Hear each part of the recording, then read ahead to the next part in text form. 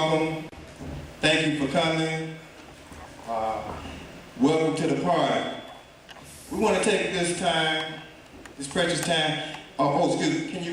Can you close those doors? We want to take this time to do a supplication to whoever is your creator and father. Heavenly Master, Creator, Almighty Father, King, Commander, and Chief, thank you, praise you, baruch you, for waking us up this morning and allowing us to commune together once again and break bread. Thank you for putting us to sleep last night and carrying us through our sleep and waking us up on this day. Thank you for this afternoon. Thank you for all these people that's here. And the speakers, the guest speakers, the people who put this together. Thank you, Creator Father, that we are still in the land of the living and we still have another chance. We beg you to forgive us, Creator Father, Almighty Master, for sinning against you. Please continue to have mercy on us and our souls. Father, we ask that you come in the midst of us and feed us and sup with us and exchange and give us wisdom, knowledge, and understanding. Open that part of our mind, that 90% part that's closed. Please allow us to utilize that 90% part. Please bring it into focus. Bring it out of the dark into the light, that we may utilize that other 90%. Since we are the ones that is present here, we are the ones that are trying and chasing, getting woke. Please, Father, we beg you. Amen. We want to thank everybody for coming. We want to send out special thanks to Brother Omari L, to Brother Help Sharu, to Jihad and his lovely queen, to the soldiers out of Indiana, to Ramon Merritt, Ricky Jameson, and welcome each and every one of you.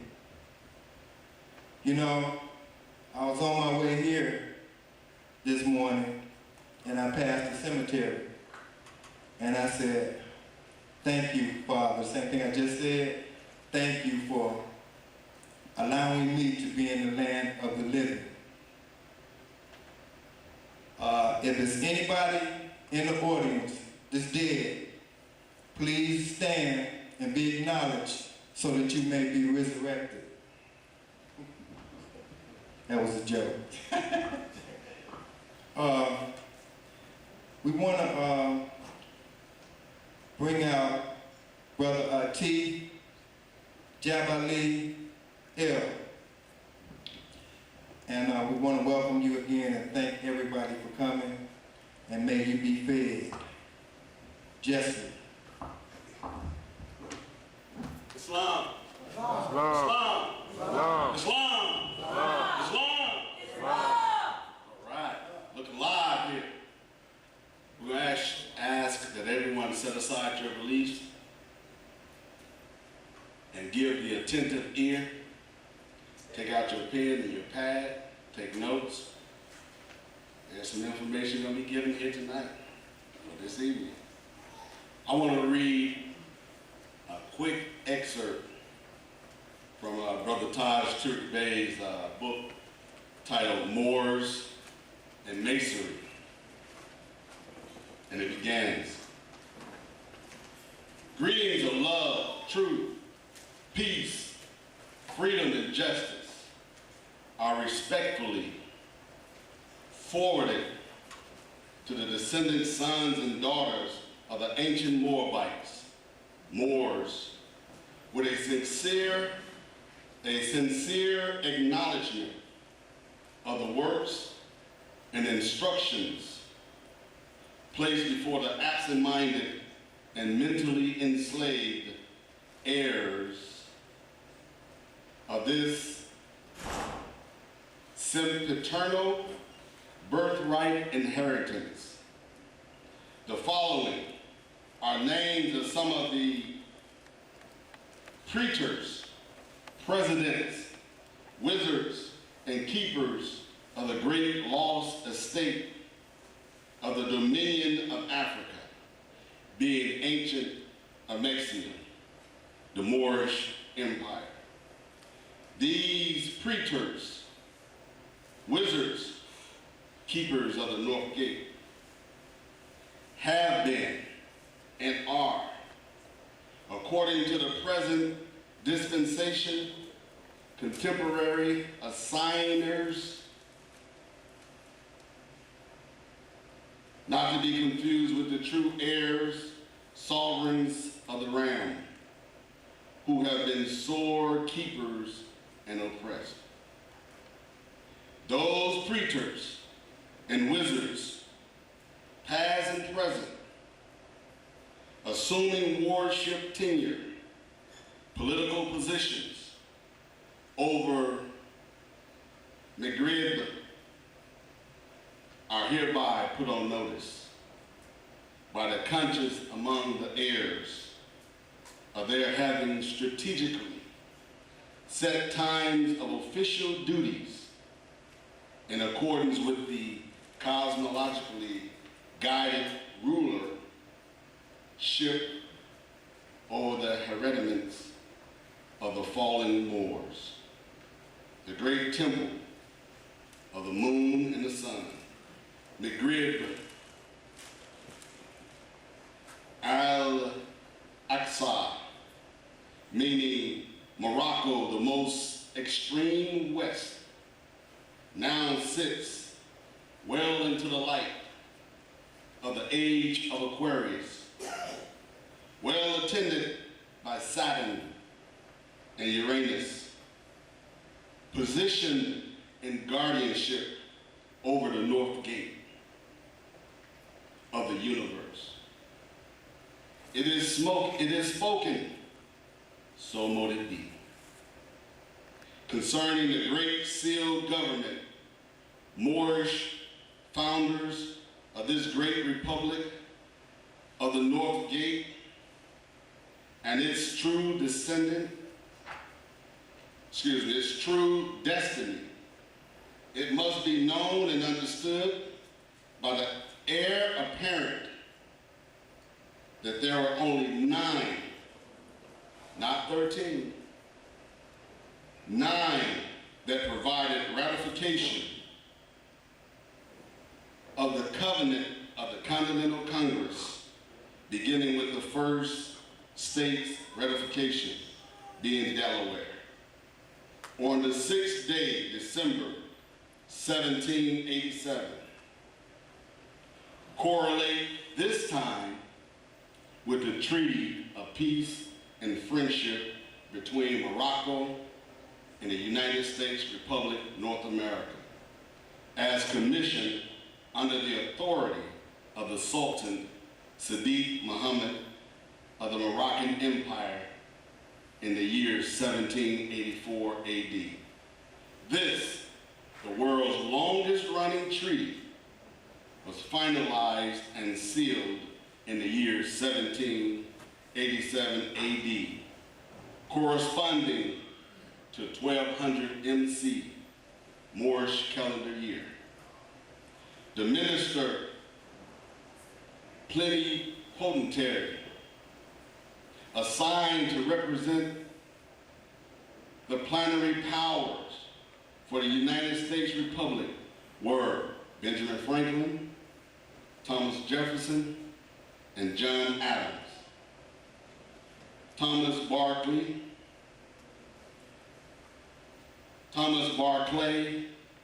acted as an agent in business. The following names are the preachers and the wizards veiled under the commonly accepted name president. Presidents of the Continental Congress from 1774 AD to 1789 AD.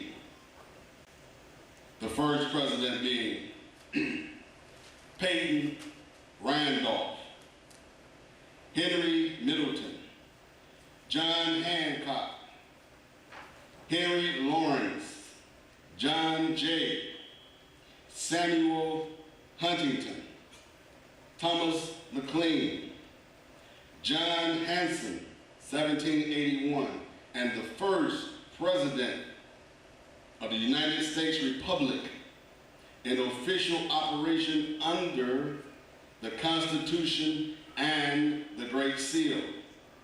Icon insignia of the ancient Moorish nation covered up.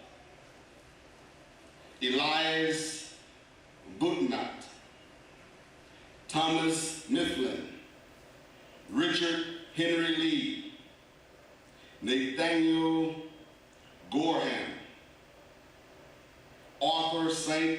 Clair, Cyrus Griffin, and George Washington, 1789, the first president, preter wizard, to govern under the present amended Constitution of 1789 on the 30th day of April.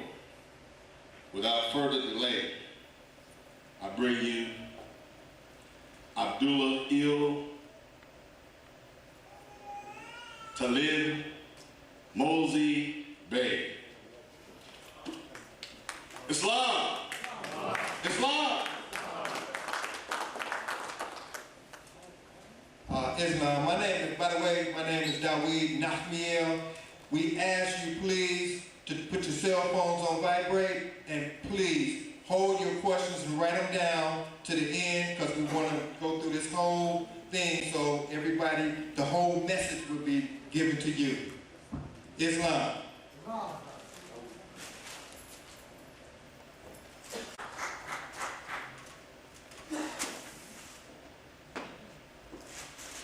Assalamu alaikum.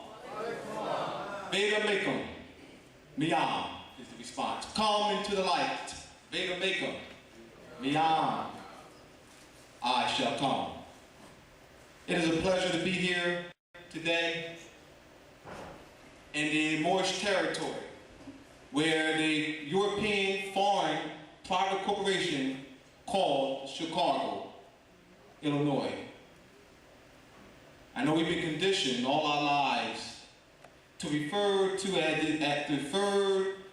the European colonial corporations as territories.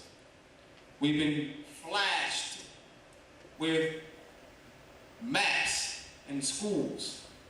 So we've been told to call this Chicago. I was born in Chicago. I was born in Philadelphia. Not knowing what that means, all right? So we're going to look at the Masonically, the connecting the Europeans and the Moors, historically, Masonically, and constitutionally. The true founders of the de jure United States Republic. The Masonically buried history revealed. So let's look at this. I passed out a test. Who has taken the test? Good, good. Number one.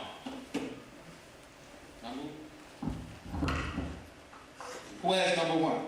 Now, who wants to answer number one? The question is, describe the American flag.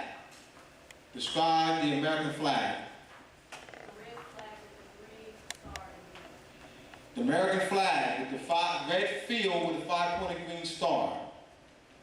Red field with a 5-pointed green star, which is indeed the Moroccan flag.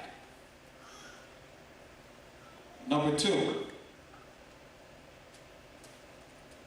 Number two. Just throw the answer out. One of you in the back. One of the teenagers. What's the answer to number 2? What did you write down? What's the answer? You didn't take the test? Number 2. You want to answer number 2, brother? Yes. The answer is, there is no American president. It doesn't exist. 1, America is 2 continents, North America, Central America, the Isthmus, and the other continent, South America, and the adjoining islands called the Americana. Most of you have been conditioned to call George Bush the American president, and not knowing what that means. The American president. So he's falsely claiming jurisdiction of the Americas, North, Central, South, and the islands, and has gone unchallenged. We have not objected because we don't know that that name applies to us. Number 3. Let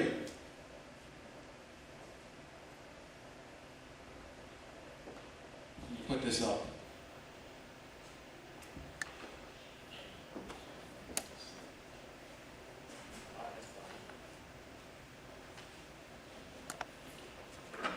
We have been conditioned to limit the name America to this body of land, not knowing that it applies to all of it. So the Europeans came up with a deceptive, distorted, connotated meaning for the name America, applied a false history to it, claimed the name, and we have not objected. Number 3.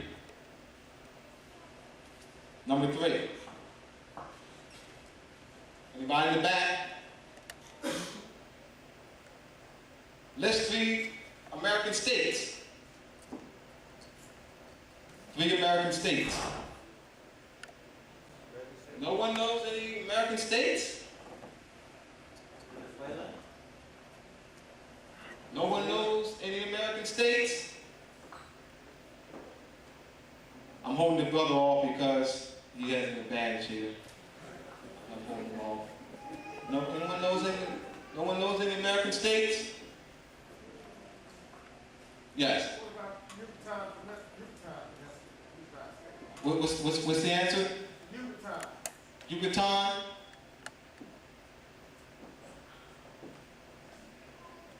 City. All right. Anyone else? Good. Anyone else? You don't know your American states? You didn't learn about the American states in school?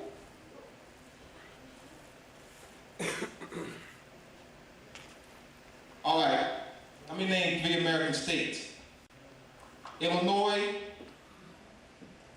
Pennsylvania, and New Jersey. Illinois, Pennsylvania, and New Jersey. Hold up there, Brother Abdullah. I'm waiting for someone to say that. Hold up there, Brother Abdullah. See, no one going to object it. See? I named 3 European foreign corporations, and no one in the audience objected. You allowed the falsehood to go out without it being challenged. This is why the Europeans are ruling. All right? Give me 3 American states. Yes. Venezuela, 1. Belize, 2. Brazil, 3. So those are 3 American states. All right? We clean up misconceptions. We're here to raise you from a dead level to a living perpendicular, for real, not verbally saying that I'm raised, all right, and then had those badges on the car, and, you know what I mean, walking around with the Moorish symbol, you know, have all these symbolisms on your chest, and while I'm raised, and I can look at the conditions of our community. While you're raised, wow, look at the conditions of our community. All right? Number 4. When did the white people come to America? All right.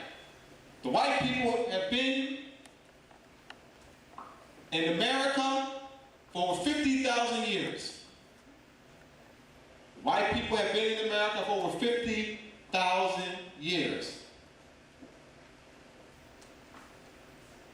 Most of you have been conditioned to call the Europeans white people. You don't object when they call themselves white people. You have no idea what it means. In the Black's Law Dictionary, 3rd edition, you have the term free white person. I don't like to be restricted sometimes. You know, I don't look like blocking the energy flow. Free white person.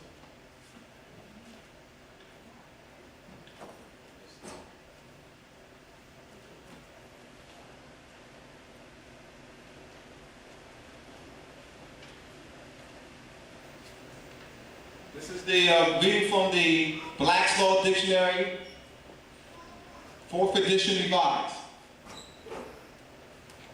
The editor of the Black's Law Dictionary is Henry Campbell Black. Free white person. Free white persons, referred to in the Naturalization Act as amended by Act July 14, 1870, has meaning naturally given to it when first used in 1 statute 103, Clause 3, meaning all persons belonging to the European races, then commonly counted as white, and their descendants including such descendants in other countries to which they have immigrated. Now, I want you to, I'm not done. I want you to carefully listen to the annotation section and see the contradiction in the definition. It includes all European Jews, more or less intermixed with peoples of Celtic, Scandinavian, Teutonic, Iberian, Latin, Greek, and Slavic descent. It includes Magyars, Lapps and Finns, and the Basques and Albanians. It includes the mixed Latin, Celtic, Iberian, and Moorish inhabitants of Spain and Portugal. Moorish inhabitants of Spain and Portugal. The mixed Greek, Latin, Phoenician, and North African inhabitants of Sicily. I'll read that again. The mixed Greek, Latin, Phoenician, and North African inhabitants of Sicily and the mixed Slav and Tartar inhabitants of South Russia. It does not mean Caucasian race, Aryan race, Indo-European races, nor the mixed and Indo-European, Dravidian, Semitic, and Mongolian peoples who inhabited Persia. It does not mean Caucasian race. It does not mean Caucasian race. It does not mean Caucasian race. Indo-European race. The Aryan race. But that's a contradiction of the definition that's placed in the Naturalization Act of 1870. Wow. My white brothers and sisters. White power, by the way. White power. All right? So I'm giving you a basis. So we've been conditioned to refer to the foreigners, the pilgrims, as American white people, or white America. White America this, white America that, white America that. Not having any idea what we're saying. This is how the Europeans are ruling. Let's continue. Number 5. Take my time so we can get this concept across. All right, we're here to do some raising. Number 5. How old is the American government?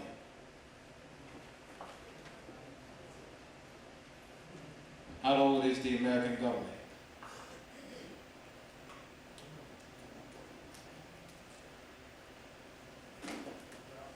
Over 6,000.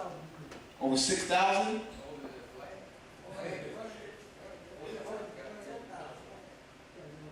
Over 6,000?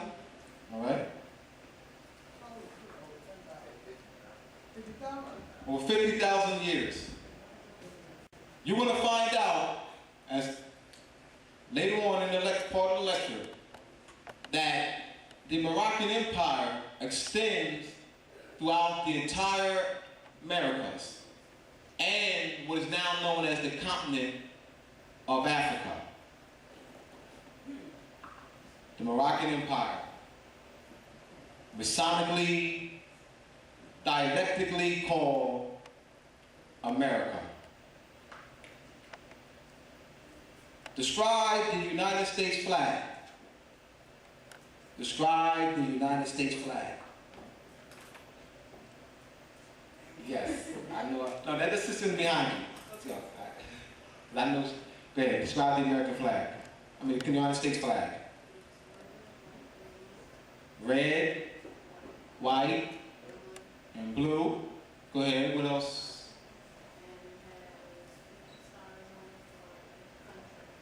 All right.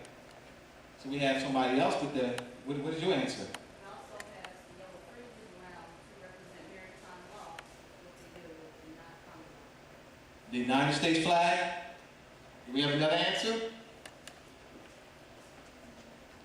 Describe the United States flag. Yes. If I remember right, what we call it the United States civil flag, which is all white banner with the blue stars, so-called territory cities. It's the all white background flag with the blue stars, which is supposed to be the number of territory, and vertical, no, horizontal white, red stripe, red, white stripe. This is called a civilian flag. You see it right over the United States Custom House downtown. Put your answer.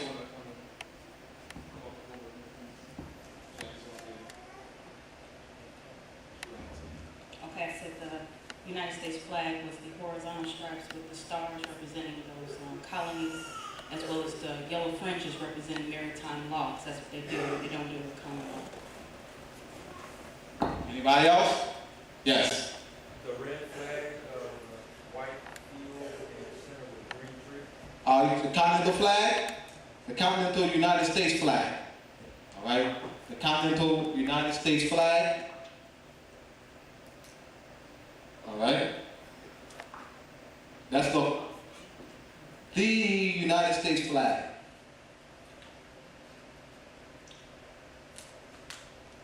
There's more than one United States.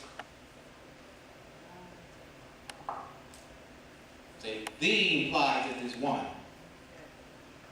The car. Cars, the cars, the car. United States flags, the United States flag. All right? The term United States is a political metaphor. It is a generic term and not a national name. Mexico, right? We don't know history. This is it. What I'm doing is setting a platform for you. You know, as I go into the heart of my presentation. But I have to set the platform by clearing up words, by clearing up connotative meaning of words. Connotative means layer, the etymological, denotative means. Layer upon layer upon layer. So the children in the back are taught, in looking up a word, to go to the entry-level meaning, which is your 1, 2, 3, the meanings that are numbered. Those are called entry-level meaning or connotative meanings. We have not been taught to go to the brackets. From this day forth, whenever you're looking up a word, you're going to first look at the brackets, examine the brackets, the information that's in the brackets. Etymology, etym, Greek word, means history, true, real. History, true, real. And that's our guiding point. Study. Number 7. Number 7. Number 7. Anyone else? No. When was Bill Clinton elected as the American president? I don't know if he was elected, whether he was elected or placed there. I don't think he was elected, but I don't think he's the president of America. Come up here, brother, please. We only have one mic, and I want this answer, your answer, your response. I don't know Bill Clinton. I don't think Bill Clinton was, in fact, he was never elected as president. He may have been placed there, but he has never been president of America, because America is North America, South, and Central America, which has nothing to do with the United States. So he was never elected American president. Why? Because America is not part of the United States. He would be the president of the United States, corporate United States, not America, since America is North, Central, and South. All right. So the answer is, as brother said, America is 2 continents, North America, South America, an isthmus, Central America, and the islands, Americana. So Bill Clinton was never elected the American president for the reason that I stated. Bill Clinton was never elected president of all of this. Bill Clinton was never elected president of all these territories. All right? That's why. He was never elected president of Mexico, El Salvador, Costa Rica, Panama, Mexico, Haiti, Brazil. He was never elected president of all those territories. That's the answer. So let's continue.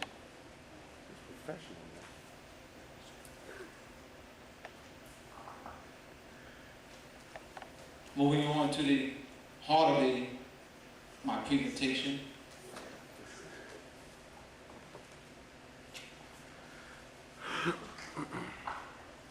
Who ever heard of the ancient Arabic order of the nobles of the mystic shrine? The ancient Arabic order of the nobles of the mystic shrine. You've heard of the order? Ancient Arabic order. This is the symbol that's used for that order. All right? The Moorish scimitar is placed above the crescent and the star. And this symbolizes the Moabite woman, which is the key to civilization. So we have something that Taj commissioned Brother Leonard to draw this so that we can get it, because it's more European. we get an Asiatic figure here. So now, what we're doing what Drew Ali did, Drew Ali set up with information and through the Moorish Divine National Movement, a political platform, which is a political platform, to remove the scimitar, the Moorish scimitar, all right? Putting the Moorish scimitar on your side, because that means that represents freeing the Moors. So that's what we're doing. We're continuing Drew Ali's work. What I'm doing now is removing this scimitar, all right? Putting the star upright, the crescent upright. That's what we're doing through information. So when you see this symbol, what I'm doing is putting the symbol in historical context tonight. It's yours, all right, but not the way it's presented. We didn't present it this way. The European Masons, the ones whom we raised, Ben Bey, Emmanuel Muali raised, positioned it that way. So there's an order called the Ancient Arabic Order of the Nobles of the Mystic Shrine. And if you read anything about the Ancient Arabic Order of the Nobles Mystic Shrine, you know, how it was started, they present the information that Europeans went to Arabia to gather the information, to get the culture and study. I'm going to show you tonight, through documentary evidence, that that is not so. Through documentary evidence, the structure, the Moorish structure that is preserved and studied in the Ancient Arabic Order of the Nobles of Mystic Shrine is actually the ancient political structure of the Moroccan Empire. I'll show you that. So let's look at that. I'm just presenting information. I need presenting a solid foundation.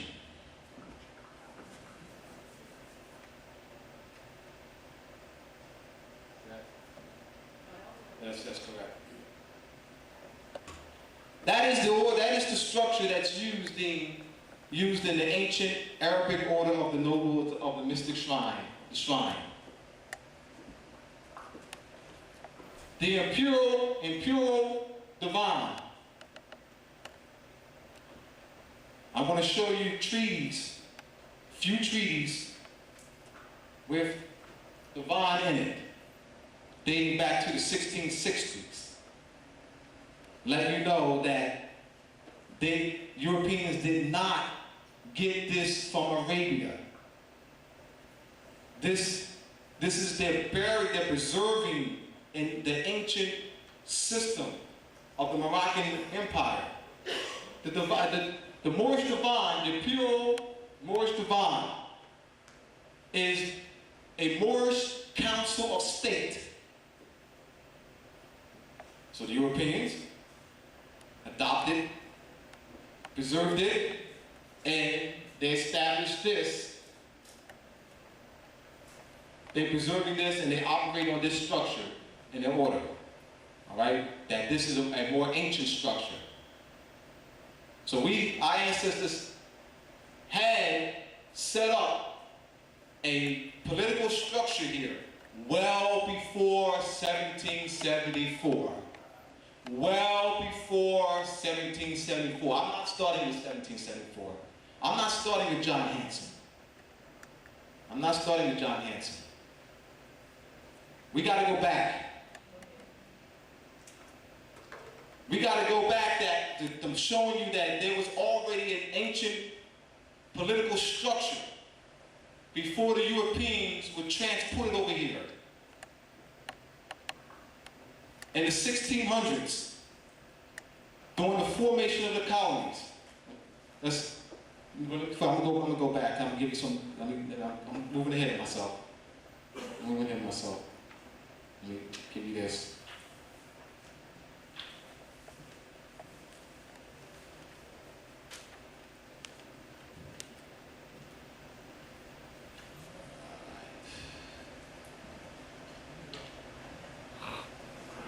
Right there. Glasses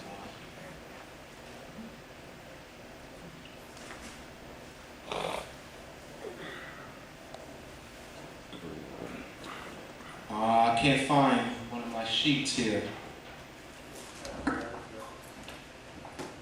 Oh, here it is. So I need my glasses. I'm not used to using these, as you know.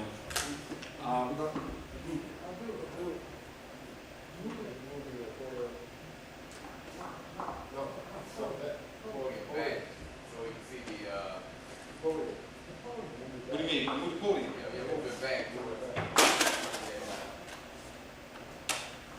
Move it over here. All right. Can you see? Can anyone see this? All right. Ancient Arabic order of the nobles of mystic shrine. The ancient Arabic order of the nobles of the mystic shrines organizational structure of the imperial divan is presented below. And that's what I presented earlier. The imperial potentate is the highest ranking officer within the shrine. And that position or seat is symbolic and in honor of His Imperial Majesty, the Emperor of Morocco. Other secret society orders use the titles Sovereign Grand Commander and Royal Monarch in honor of His Imperial Majesty, the Emperor of Morocco. Potentate, what does it mean? The word potentate is derived from Old Welsh Latin potentia, meaning of great power. One who is bestowed the title potentate is one who wields great controlling power. A potentate may also be referred to as a monarch. Thus, the political term monarchy has its origin herein. A monarch is a person who reigns over a kingdom or empire as a sovereign ruler, a constitutional king or queen, or any person holding a preeminent position of power and authority. So what I'm doing is putting these terms in historical context. Most of people, brothers and sisters who have gone through lodges, and they see terms monarch, potentate, sovereign grand commander. They look at it from an organizational perspective, not knowing the historical content. So I'm giving you the historical content, giving you a broader understanding of these words and positions that the Europeans use in their order. They're preserving our empire. They're preserving our culture. So I'm reconnecting you, raising you from a dead level to a living perpendicular. So when you're looking down, you're looking at the perfect points of the square. I'm giving you information. I'm not just saying allegories. I'm not just giving you, signs and symbols. I'm placing the signs and symbols and historical content and applying it to you. You need to have this understanding. Oftentimes we see ourselves as a third party. The Moors. Those Moors. Yeah, I saw the Moors. Man, I haven't seen a Moor in 3 months. Your mother's a Moor, and you haven't seen your mother in 3 months? Your father's a Moor, you haven't seen your father in 3 months? Sister, aunts, cousins, nephews. You haven't seen them in 3 months? Well, you've been The only way that could be true, the only way this statement could be true, I haven't seen a Moor in 3 months. That you would have to be in your house for 3 months with no one around, for 3 months, that you didn't see any Moor, no father, no wife, no sisters, no brothers, no aunts. That's the only way the statement can be true. That's the only way the statement can be true. It's the only way. So I'm analyzing these statements that we loosely throw out. We're going to be raised tonight. All right? Let's continue. Taking my time.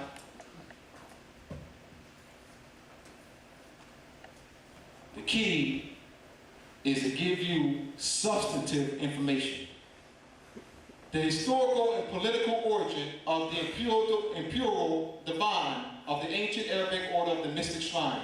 Excerpts from treaties between Morocco and the European powers reveal that the imperial structure of the Moroccan Empire is preserved within the ancient Arabic order of the nobles of the mystic shrines, organizational structure of the imperial divine. Notice the title divine in the excerpt of the following treaties. Treaty of Peace and Commerce between Great Britain and Tunis, signed at Tunis the 5th of October, 1662. You know, Europeans went to Arabia and they studied, the culture, and so they came up so that they can establish the ancient order of the nobles of mixed shrine. Here's the word right there. Articles of peace between the most serene and mighty Prince Charles II, by the grace of God, King of Great Britain, France, and Ireland, defender of the faith, and the most excellent signors, Muhammad Bashar, the divine, there it is, the title, 1662. 1662, here's the title. All right, go back to the structure. Of the noble city of Tunis, Haga, Mustafa Dey, Marat Bey, and the rest of the soldiers in the kingdom of Tunis, included by Sir John Lawson, Knight, the 5th of October, 1662. Treaty of Peace between England and Algiers, 10th of November, 1662. If a controversy arises between an Englishman and a Turk, the divine shall decree justly concerning it, and shall use their endeavor that the quarrel may be accommodated, and that right and justice be administered to whom it is due. All right? Are we clear that that is your structure? Before 1774. Here on this land. We need some more treaty. I haven't done yet. All right? Setting the basis, making it very clear that this organizational structure, this Moorish governmental organizational structure, is indeed that, not belonging to the ancient Arabic orders of the nobles of the mystic shrine. They're substitutes. They're studying our culture. They're studying the ancient organizational structure of the Moroccan Empire that was functioning here. This current, modern juristic political order that we call United States, that operates in this part of the Moorish territory, all right, is a modern political order that was established by the Moors.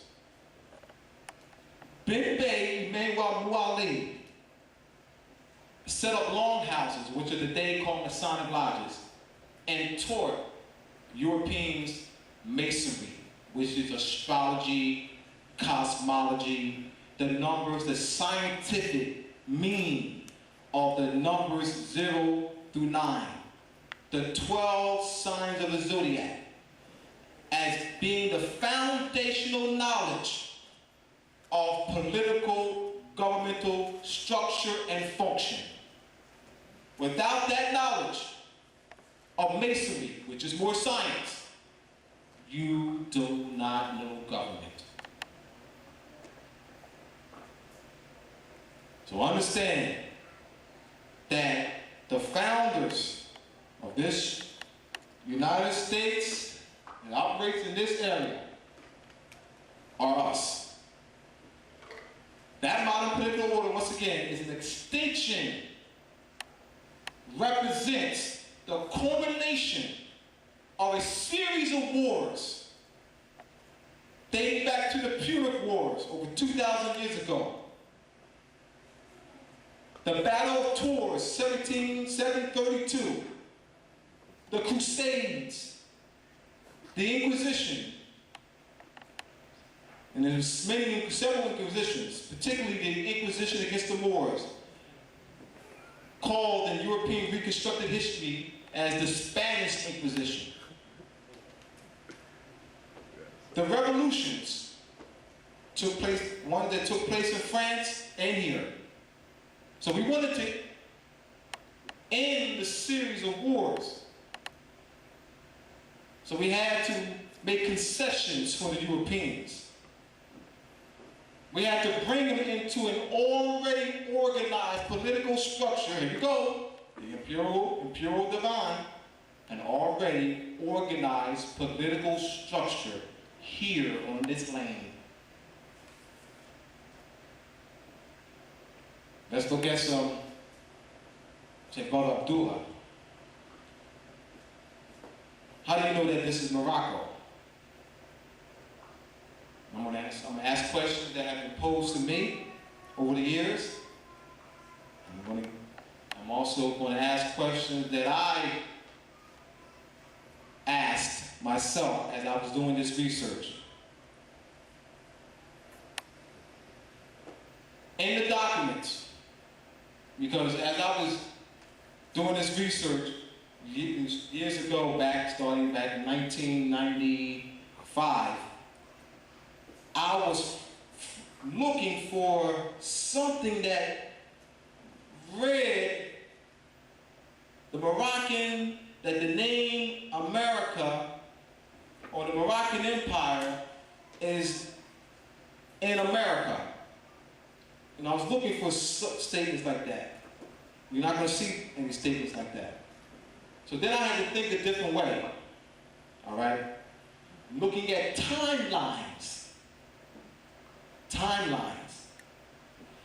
Analyzing the history, the European reconstructed history that I was indoctrinated to believe.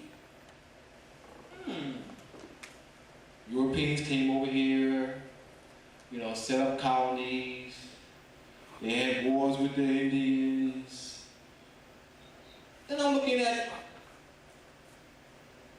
came across the consolidated treaty series by Clive, C-L-I-V-E, Perry, P-E-R-R-Y. Rutgers University Law Library in the Moorish territory, where the European Foreign Corporation called Camden, which was established as a corporation over 180 years ago. Third floor, Rutgers University Law Library. They have consolidated a series of treaties, encyclopedia of treaties. So I'm looking and say, how am I going to do this? Because this took over a period of time now. How am I going to present this? So I said, well, I'm going to establish a timeline. Compare the the dates of the establishment of European colonies along the Atlantic seacoast and the dates of the diplomatic relations with the Moors and the European powers. Look at the nature of the treaties, the nature of political intercourse, you'll clearly see that during the formation of the colonies along the Atlantic seacoast in the early 1600s, we were in political power. We were both in political and military power. The treaties will give you that information. It will definitely eradicate in your mind that false history that's taught in public schools, colleges, on TV. Let's look at it. Let's look at the extent of the political interchange.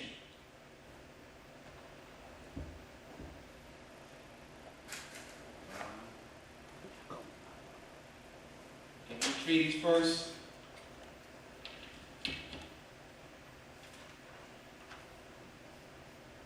Before I do that, something I overlooked here. These are Moorish names. These Moorish names are named the Europeans in their shrine in honor of us. Use Moorish names to name their temples. There's 191 shrine temples. 191 shrine temples. 191 names here. Look at the names. Abdullah. We have Morocco here. Il Bay is one of them. I thought I highlighted Il Bay. Medina. Mecca, Hajj, Jericho, Jerusalem, Luxor. These are names of shrine temples. Why are they using these names? All right, I've showed you by giving you reading excerpts of a few treaties.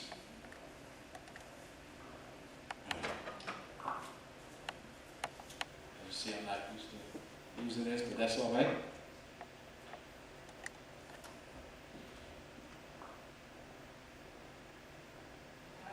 The first one, it's blurred. February 9th, 1651. There's other ones, but the Consolidated Treaty Series didn't have list of treaties between Moroccan Empire and European powers in there.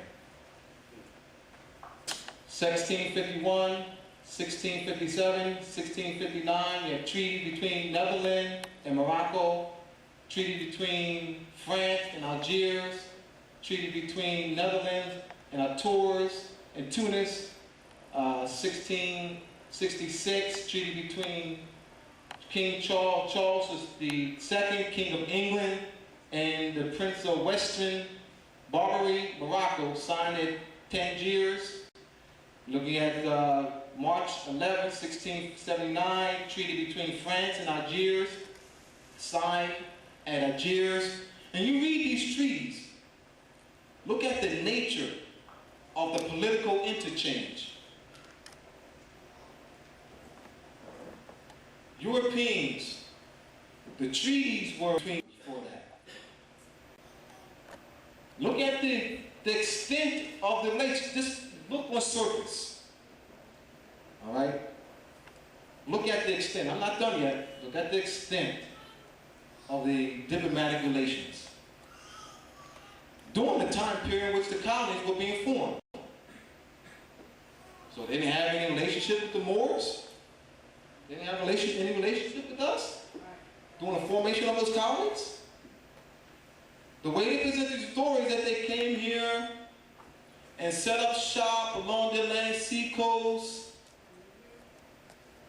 No. They didn't just come here. We had negotiated treaties with them, giving them concessions. We allowed them to set up colonies along the Atlantic Sea coast. Yes, sir. They didn't just come here. I don't just go to your house and just enter your house. You invite me to your house. We invited them here, negotiating treaties over an extended period of time. The first German permanent settlement, 1661, Philadelphia. You see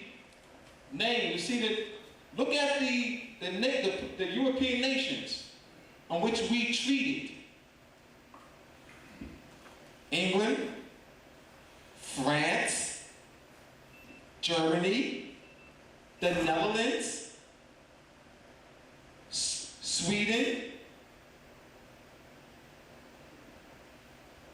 All right? Well, what colonies were established here? English colonies, Swedish colonies. Manhattan was a Swedish colony, and later a Dutch colony, and later an English colony. From Swedish colony to Dutch colony to English colony. Amsterdam, it's called Amsterdam. They call it, yes, Dutch colony, Amsterdam. The English called Manhattan. All right? So looking at the name, the colonies that were established, the nationalities of the people who were brought over here through the negotiation of Moors, English, Irish, Scottish, Swedish, German, not the Polish, not during this time period. English,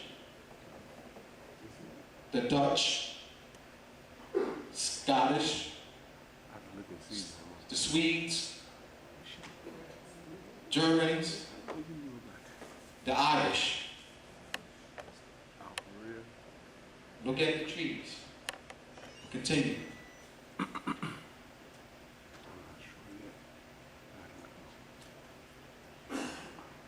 Brother Atif and I, as I was preparing for this presentation, he and I have had lengthy discussions. And as most of us, in looking at the Treaty of Peace and Friendship, dated 17, was signed by our Sultan, June 1786, put in force 1787. That means most people's concept is that Morocco is over in northern part of Africa. That the treaty was signed off this land in the northern part of what is now known as Africa. I'm showing you here that this is Morocco, and those political activities that you read about in reconstructed history and as you're doing your research took place here. The Europeans were not in the political power during the 1600s, mid-1600s, late 1600s. Every time a bey ascended the throne, they had to pay an enormous amount of tribute. Silver plates, silver spoons. Every time a dey ascended the throne, they were paying tribute, enormous amount of tributes. And that's discussed in the treaties. Negotiating the amount of tributes that they would have to pay. Moving up to the 1770s, letters You get those letters from the National Archives. And I'm going to give you some references on microfiche. Carmichael's letters. Give you references. So y'all won't say, man, Abdullah don't know what he's talking about. All right? Index. The papers of the Continental Congress, 1774 to 1789. Go to Library of Congress, or you go to the National Archives. I've done extensive research at the National Archives. And I started with George Washington's letter, because George Washington's letter and the treaty, because that's all I had. You know, those are the two pieces of little documents that Taj gave me back in '93. So I began my research from the proper concept of the history, all right? But many people were throwing questions at me. How do you know this? How do you know this is Moroccan Empire? How do you know this? All right? So I wanted to stand firm on my position. Being able to teach it, as I'm doing here tonight, and be able to defend our position. Be firm, not being shaky, unsure. Well, I'm not quite sure. I'm sure. All right? So you have the National Archives, your list of letters. We have, this is, let me put this on a, as I go through this. As you can see, I like to walk around, you know, that's my energy.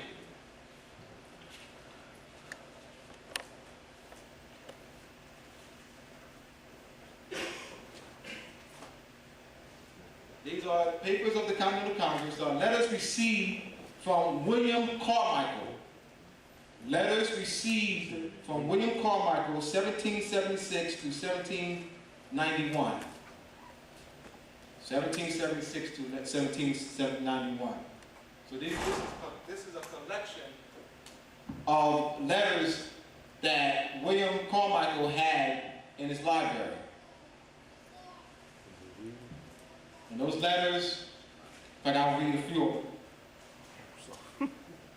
Not few of the letters, but you have letters from Stephen D. Oliver, Cali et Sal, Council for Unrepresented Nations at the Court of the Emperor of Morocco.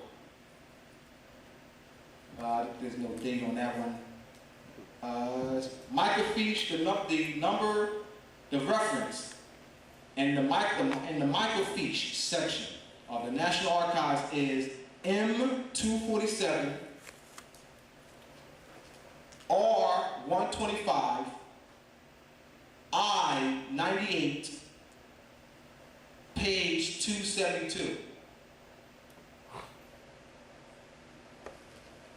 List of distribution of effects sent to the Bey of Tunis and his family. And I meant to bring some of the letters, and in our haste, you know, I forgot and in Philadelphia. So I'm just going to name some of the references, all right, so that you can do your research. List of distribution of effects sent to the Bey of Tunis and his family. That's M247 R125 I98 pages 171 to 172. And you'll see I have quite a few references to M247. So if you go to M247 R125, you'll see a lot of the treaties letters. And I'm just giving you the page number. So it's M247 R125 I98, and you have different pages. All right, so that's, I paid the distribution of effects. I can read another one. Presents made in the last instance to the day of Algiers, translated from the original by John Pintar. It's 2 pages.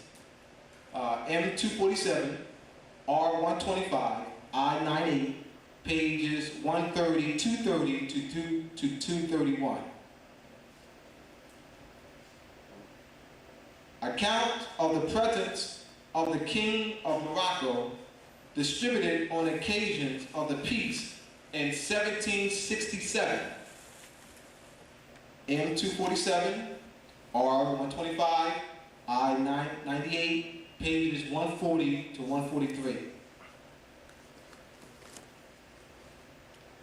Distribution of the presents from the custom given by the French nation at Tunis at the revival of peace, the Divan not included, October 20th, 1771, and it's the M247, R125, I98, page 161.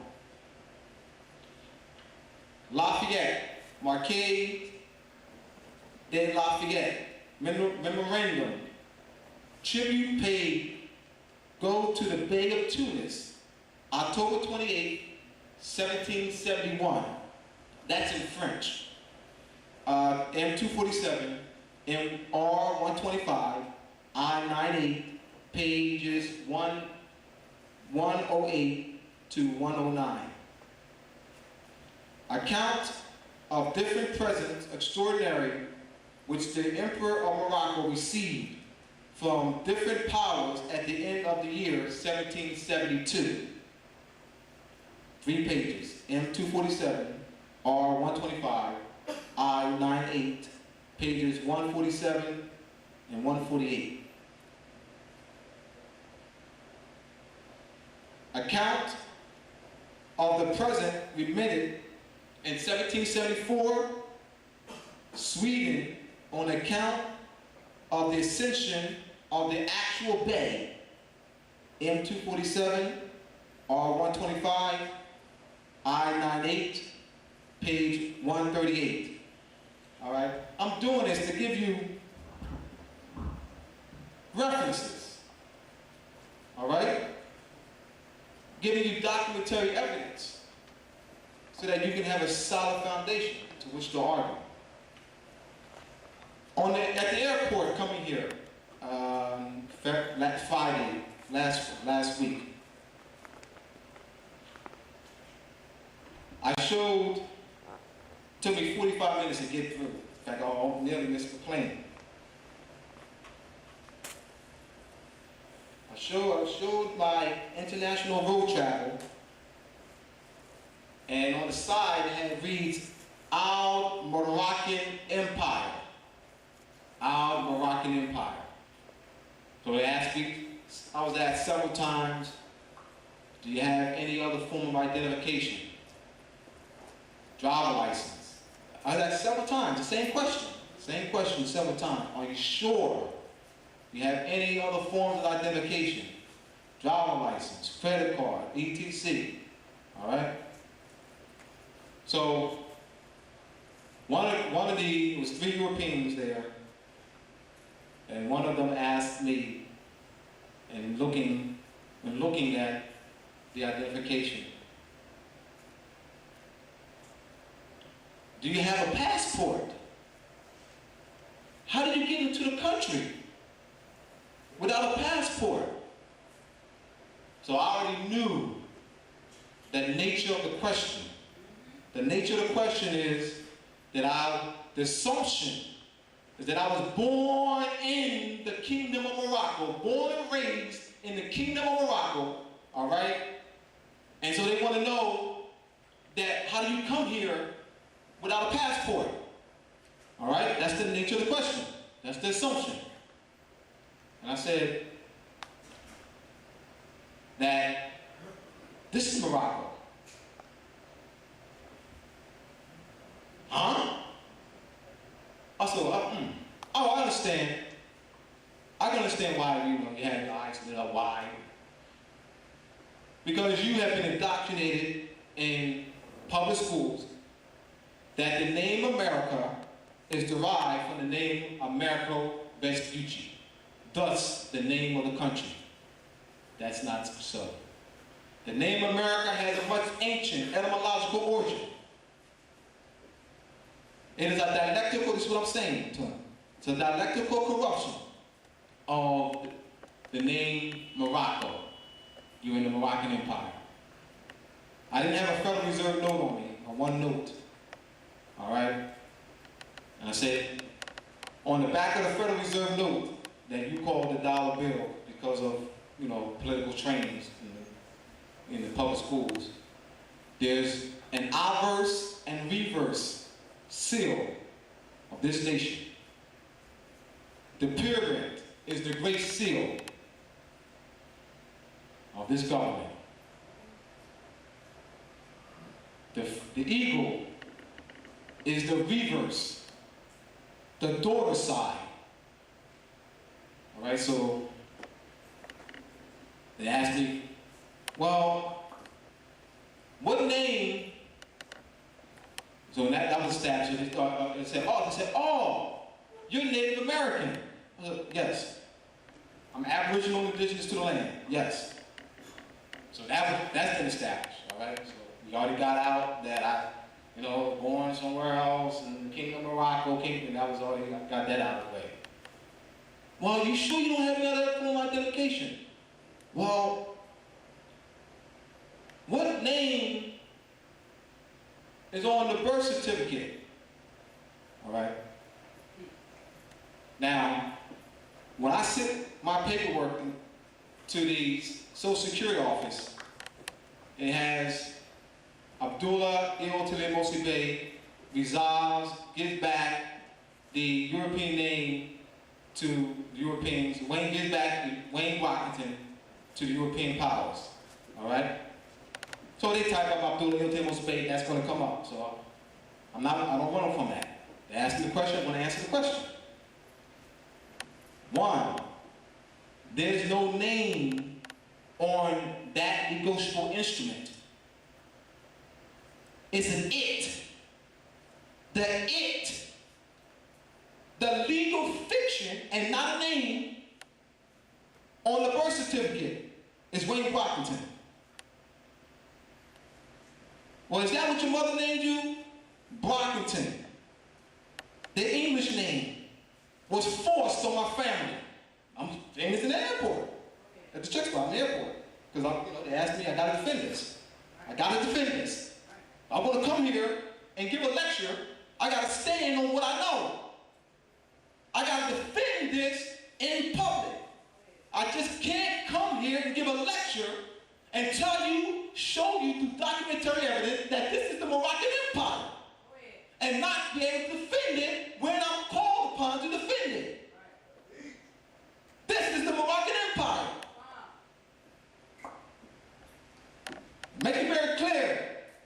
Those its, legal fictions, are not names. Never, ever refer to them as names. My formal name, my slave name, slave means Slavic. None of my people, none of the Moors branded Negro, color, black, or transacting business have ever transacted business in slave name. They haven't. Slave is Slavic. All right?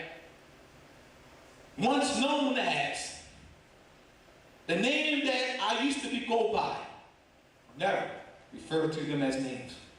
They are legal fictions, corporate entities. They are it. You make your statement, all right? See, don't get caught up with how someone's going to respond to you. You make the statement, because what you're doing, you're setting it up later on for a suit. That's why you do that. But you got to make a statement on the spot. So clearing our concepts of who we are. Someone asked me earlier, Do they need to get, if it's a Moorish National Bureau or Moorish National Bureau of Vital Records? And brother asked me, is that legitimate? I said, it certainly is. I said, brother, you set up a political order in your territory, teach classes, and set up Moorish council in your house. All right? The records that come from that political body is legitimate. The concept is that we need some documentation from the Europeans who are sitting in our seat. That we need validation from them.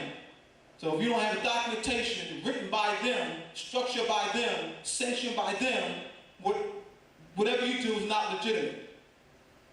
So I said to the brother, we are the Americans.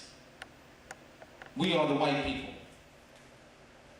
We are superior to the Europeans. They are foreigners. They are pilgrims. So we got to be clear on as to who we are.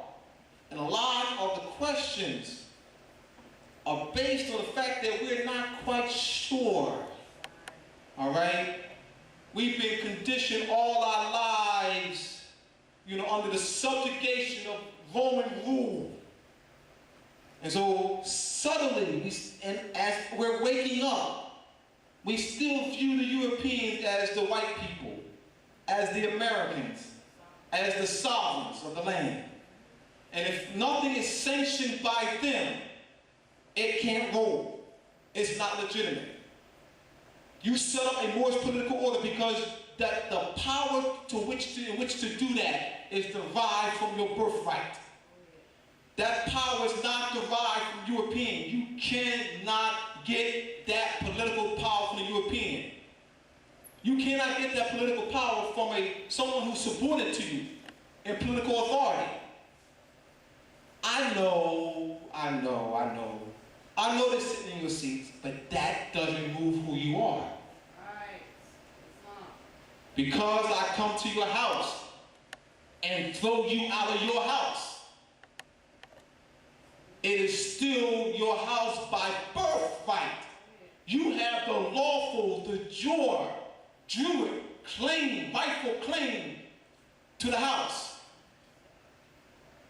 You're just defeated, unseated, dethroned. We're dethroned. There's nothing wrong with that. But know that you're dethroned. And the ones who are sitting in your seats are imposters. They're substitutes. Substitute white people. Substitute sovereigns. Not white people. Substitutes. Feigning as white people. They're feigning as Americans. And every time you call them white American, white people, American, you actually extend to them the sovereign political power and authority that you are seeking to regain. You're doing all this work, all this study, and you call them white man. You just neutralize your whole position. White America, you just neutralize your whole position. I'm talking about the spirit of your position is neutralized. So we got to be clear that we are white America. So continue.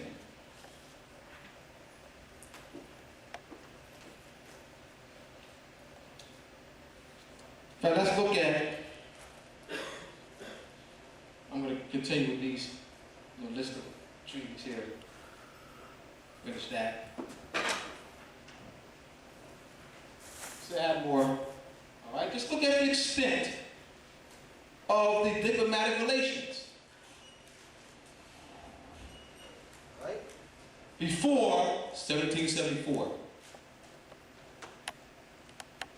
right? Before 1774. Our ancestors set up government. and it's preserved, the structure is preserved in the various Masonic lodges.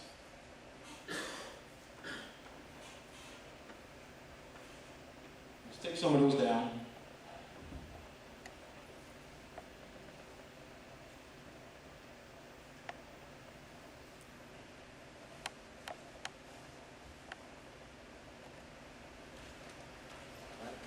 Show this one.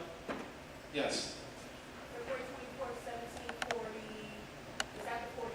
What day is that? Because you left the 3rd, before this, after it. The 17th, the February 24th, yes, what day is that? 1740 what? Oh, that's probably 42, Okay.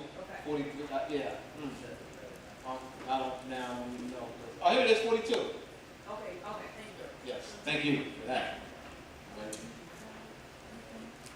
I'm just, just presenting documentary, these are references to documentary evidence. All right. Consolidated treaty says you can do, I'll have these. These will be in my book, my series of books, revealing the Masonically buried history of the de jure United States Republic, connecting the Moors and Europeans historically, Masonically, and constitutionally. The cover's not done. There's going to be a fence here. All right, Ross Mariah, who works with Taj and me, she's doing my layout. It's going to be a series of books. Looking at I'm gonna have the treaties in the series of books. I'm gonna have the letters in the series of books. I mean, this research will be available to y'all.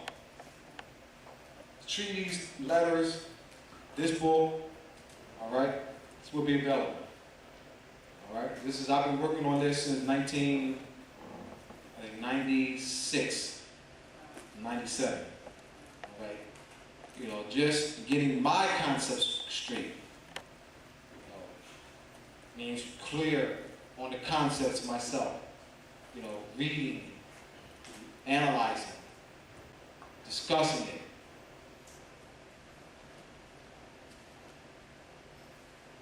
Treaty of Peace and Friendship of 1787. And I looked at that, I said, where are the sovereigns?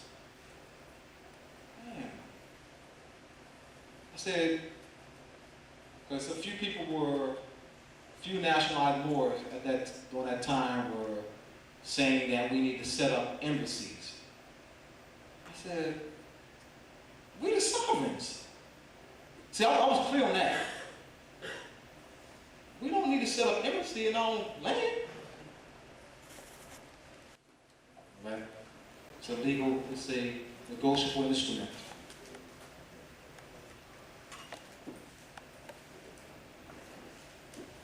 Take our time.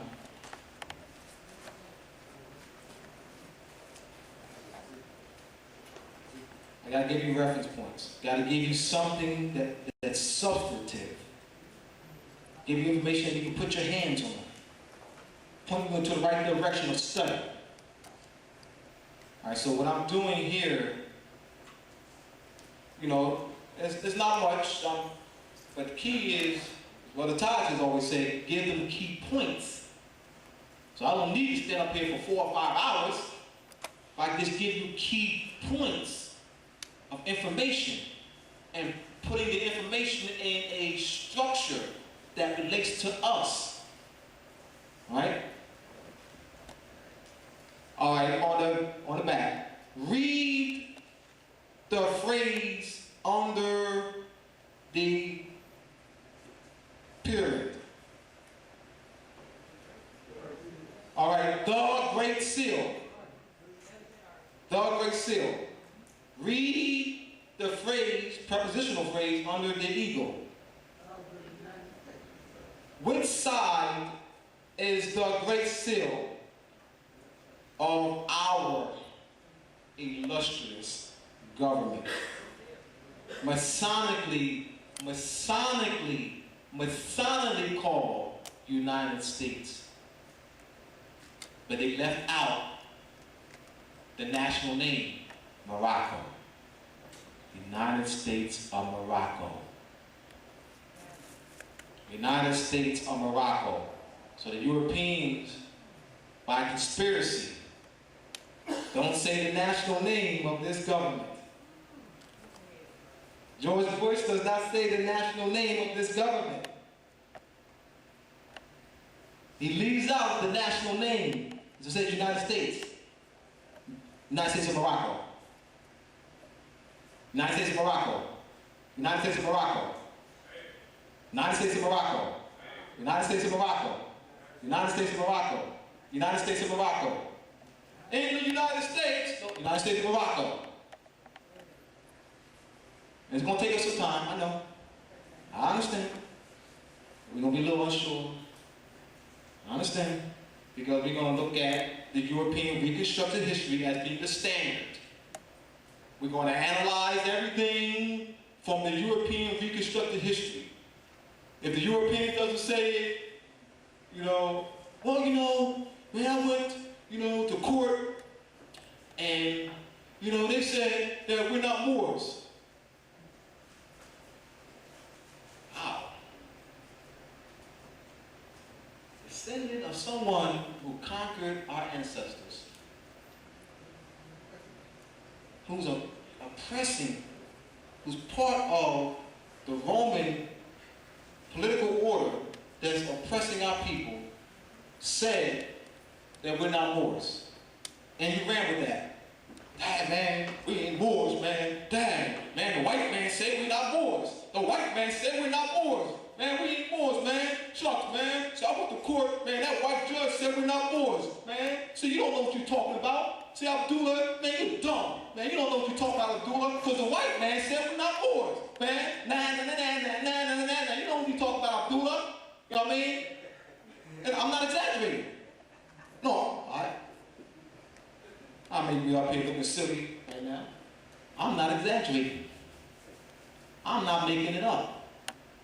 I'm not going to make up some scenario. I'm talking about what I've heard over the years. All right? So, we have the word one. Because it's actually one seal. It's not two. So I want you to put the note together and point to the pyramid and say, this is the obverse. This is the obverse. This is the obverse side of the Moorish national seal. The reverse is the daughter. The eagle is the reverse. George Bush. You'll see in the podium or in the background. The reverse of the seal of the United States of Morocco. United States of Morocco has a dual national seal. Pyramid, mother, eagle, daughter. Daughter, mother, daughter. Chief, obverse means the chief or principal side of a coin or building. It means chief or principal or main. Reverse, verse, turn, R-E, back, turn back. The front of my hand and the back side. Obverse, reverse. All right? You will see in literature written by Europeans, large initiated Masons, the word reverse under the pyramid. What are they doing? Stealing our birthright. They are taking the place of the white people. They're taking the place of the Americans. And we have not challenged that. One, we're not in the right mind to challenge it. That's why we're here. put us in the right mind to challenge the Europeans' false claim of our birthright. It must be done in political order. It must be done with the knowledge and truth of our nationality birthright. So we're clear on that. All right, right on.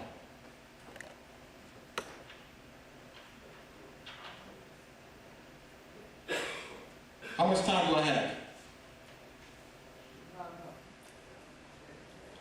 Who has the time? What time is it? Quarter after what? All right. I'm going to go a few more minutes. I don't want to take all the time from Brother Taj. I can go now. Because I'm tailoring, because I know how much time I have, and I'm really tailoring my presentation here. All right? We're going to save the questions for the end. All right? You'll see in the map that's in the what's it called? The exotic map. The exotic map in King Alfred plan. And they'll have you see Tunis, Tripoli, and Algiers. And I studied that. I said, looking at reading the treaties and the political power that is expressed in those treaties that the Kingdom of Algiers, Tunis, Tripoli, Tangiers had, that these were much vast territories here. All right, so I'll say, well, it can't be these little small cities here.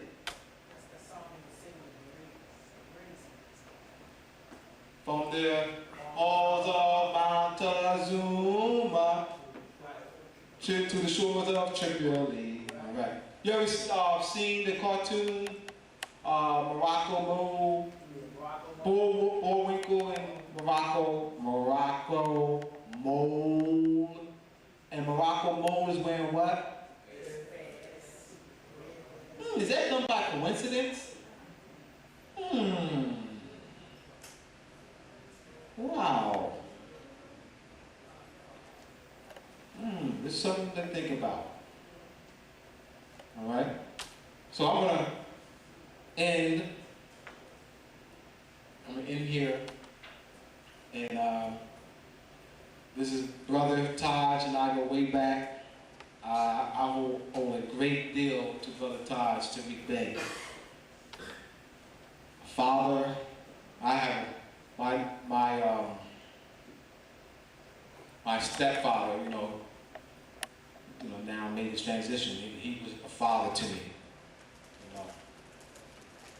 During my adult years, Brother Taj, and we've been close. I've known Taj most of my adult life. I was 24, I think, when I met Taj. I've known Taj most of my adult life. All right. Brother, friend. I remember when I met Brother Taj in 1993, October 1993, met at Jimmy's Barbershop. And at that time, I had, been studying under Brother Jamal, But Brother Taj really hit it on the, really cleared up, the symbology on the back of the Federal Reserve note. And I picked that up quickly. I was clear of who we were. I just didn't have enough information, to stand firmly on it. And I remember for the first 3 years, we studied day and night. He would throw a lot of things at me. My head would be spinning. History, law, astrology. Some of the stuff I got, because it took, I was like, you're just throwing stuff at me, throwing a lot of information. And it took me a while to really digest it, where I can stand firmly on it, because it was a lot. Wow. And so, and I thank him, for spending the time with me for teaching me, for raising me from a dead level to a living perpendicular. So as I was looking down, I was looking at the perfect points of a square. All right? So that I can assist him in teaching you. All right? Because I would not be any use to him if I did not know that if I myself was not educated as to the truth about a national and birthright, about the truth about the function of national and birthright, the history, the culture. All right, so, you know, as we work together, and there's times where I'm by myself in New York and Delaware and teaching. All right, but so I owe a great deal, you know, to Brother Taj, you know, for I would not be in the position that I am today, you know, as far as standing up here, teaching you, you know, if it had not been for Brother Taj's dedication, determination, you know, being patient with me. He saw in me, you know, that I was sincere and determined, you know, to assist in the upliftment of fallen humanity. But I knew that I needed to be educated, as I thought I was educated, you know, because I got a master's degree in social work, you know, from Rutgers University, School of Social Work. You know, I thought I was, you know, educated, and I really wasn't. You know, in 1998, I started studying etymology, you know, grammar, vocabulary building, dictionary study skills, Latin, Greek, you know, vocabulary building skills. I can write curriculum. I can teach teachers. You know, and I teach at Temple University, Pan-African Studies Community Education Program. All right. Though Brother Taj did not, you know, he gave me a little bit of etymology, but as far as giving me the structural knowledge of etymology, Professor Burton, but I still owe that to Brother Taj. Because Brother Taj put me in the right mental framework, all right, to seek out etymology. Had I not been in the framework of our ancient forefathers and foremothers, I would not have even sought out etymology. Because I saw it as related to what we were already doing, to help me increase my writing skills, increase my communication skills, all right, increase my vocabulary, my studies, you know. Brother Taj appointed me the assistant of the education at the Writing Sun Institute, which is the school of the Moorish Order Roundtable established by Taj Tarik Bey, I think in 1985. All right, so I knew that I had to increase my skills. All right, so now that I've written several books, teach teachers, I lecture. All right, so I'm able to read better, you know, understanding, you know, shades of meaning of words, looking at how the meaning of words in the various time periods, and how it's important to understand that. And reading a document written a couple hundred years ago, you need to read in the spirit in which the time period in which it was written, not applying modern connotative meanings to that document. And so I know that, all right? I'm going to bring up my illustrious brother, you know, a true warrior for our people, Brother Taj Tarik Bey.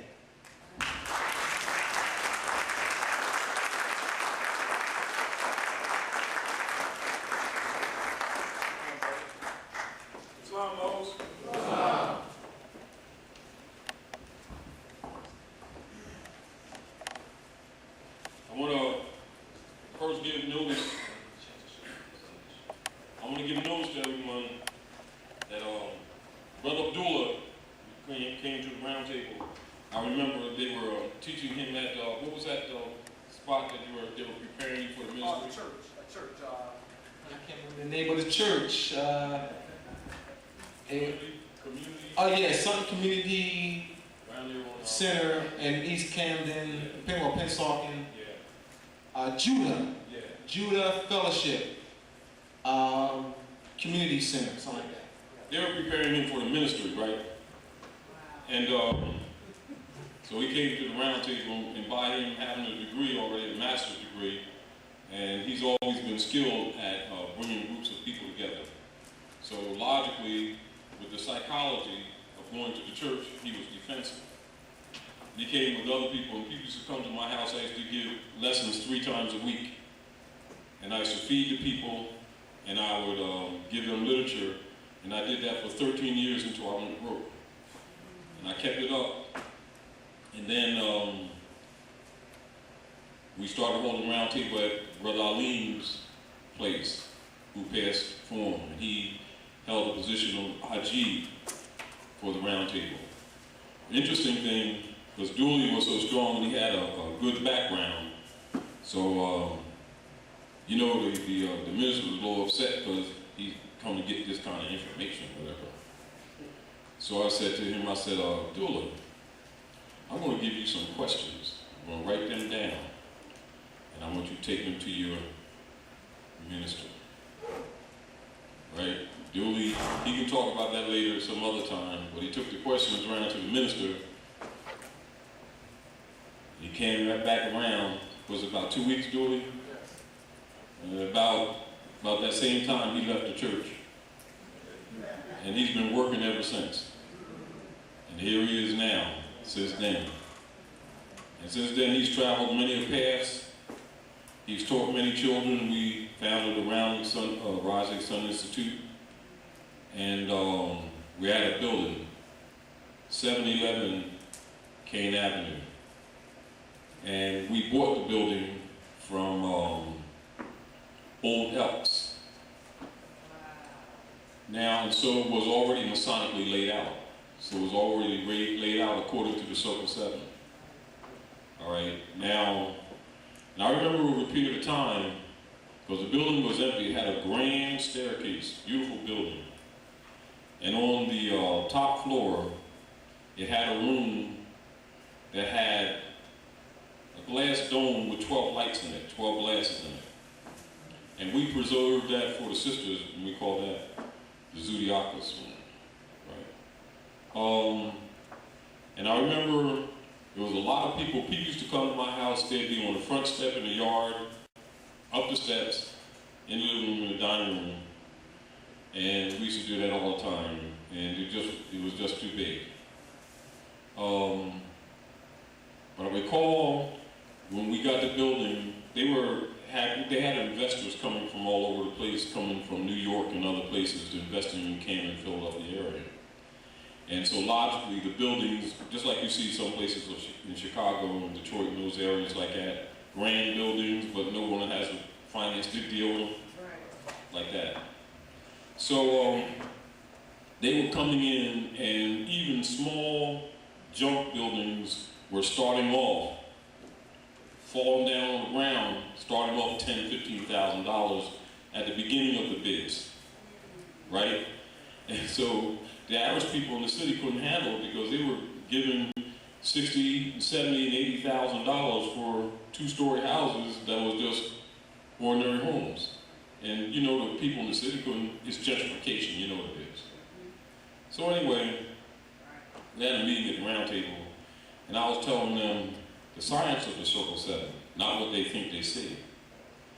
And we needed a building, and I said, we're going to get the Elks Lodge on Kane Avenue, 711. And they said, well, you know, logically, we got kind of money. The little buildings were going for big money, so we know we ain't getting that, right? I said, well, we're going down there tonight, and we're going to put our hands on the building. Then I'm going to go to the city, and we're going to bid on it when they auction it, right? So we went down with me, Brother Abdullah, my sister, Hadira, Brother Haris, Alfred, and a few others. So anyway, we got down to the auction the next week. Everybody, all those developers coming there, right? So we came down there, we were dressed. And I had my garb on, right? So I came in, we sat down in the middle, and all these developers, they hitting all these things, right? And so they give you a number. So when that building came up, I did like that, right? And then all the developers put it up, right? So I did like that again. People turned around and looked around, and then everybody stopped putting their thing up. We got the building for $5,000. All right. Now, thereafter, Europeans kept trying to buy the building from us because that's an empowerment zone, and they were investing a lot of financing in there. Right? Meanwhile, many of the Moors who were becoming conscious, even with other groups and some people from the Nation of Islam and a lot of Moors that have come around, because people were talking about what I said, and we got that building, and they thought I was joking, so we got the building. So they were backing off so that we couldn't get the building together. So Brother Abdullah, Brother Alim, and myself took finance out of our own pockets, and we paid the building off. Brother Abdullah, in the evening, when I would come home from work and he'd come home from work, held a flashlight inside, and I put the electrical panel in and started making repairs by hand until we could stabilize the building in order to get some work done. That's how dedicated he is. But anyway, eventually, to cut through the chase, eventually the Europeans set the building on fire twice because I wouldn't sell it. You know, so the Rising Sun Institute did not rise, but yet we got on the road and started taking it to the people. Because we were also being criticized and knocked by the grand sheiks who thought I was trying to take over their seats. Do you understand what I'm saying? But it's like this. Once the children of the light recognize the message, it doesn't matter because they can't win now because they're irrelevant. Because the people understand birthright, and Noble Drawley is back on the front burner with a divine and national understanding which Hoover and Woodrow Wilson have suppressed for quite some time.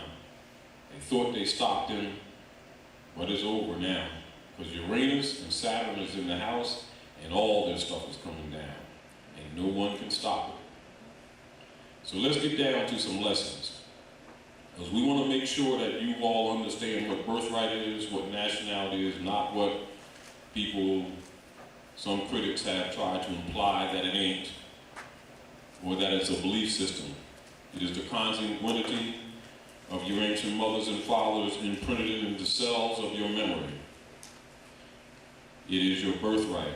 It is divine, it is unalienable, cannot be sold, cannot be transferred, and when someone tries to sell you a package to sell you sovereignty through the birthright, they're a thief.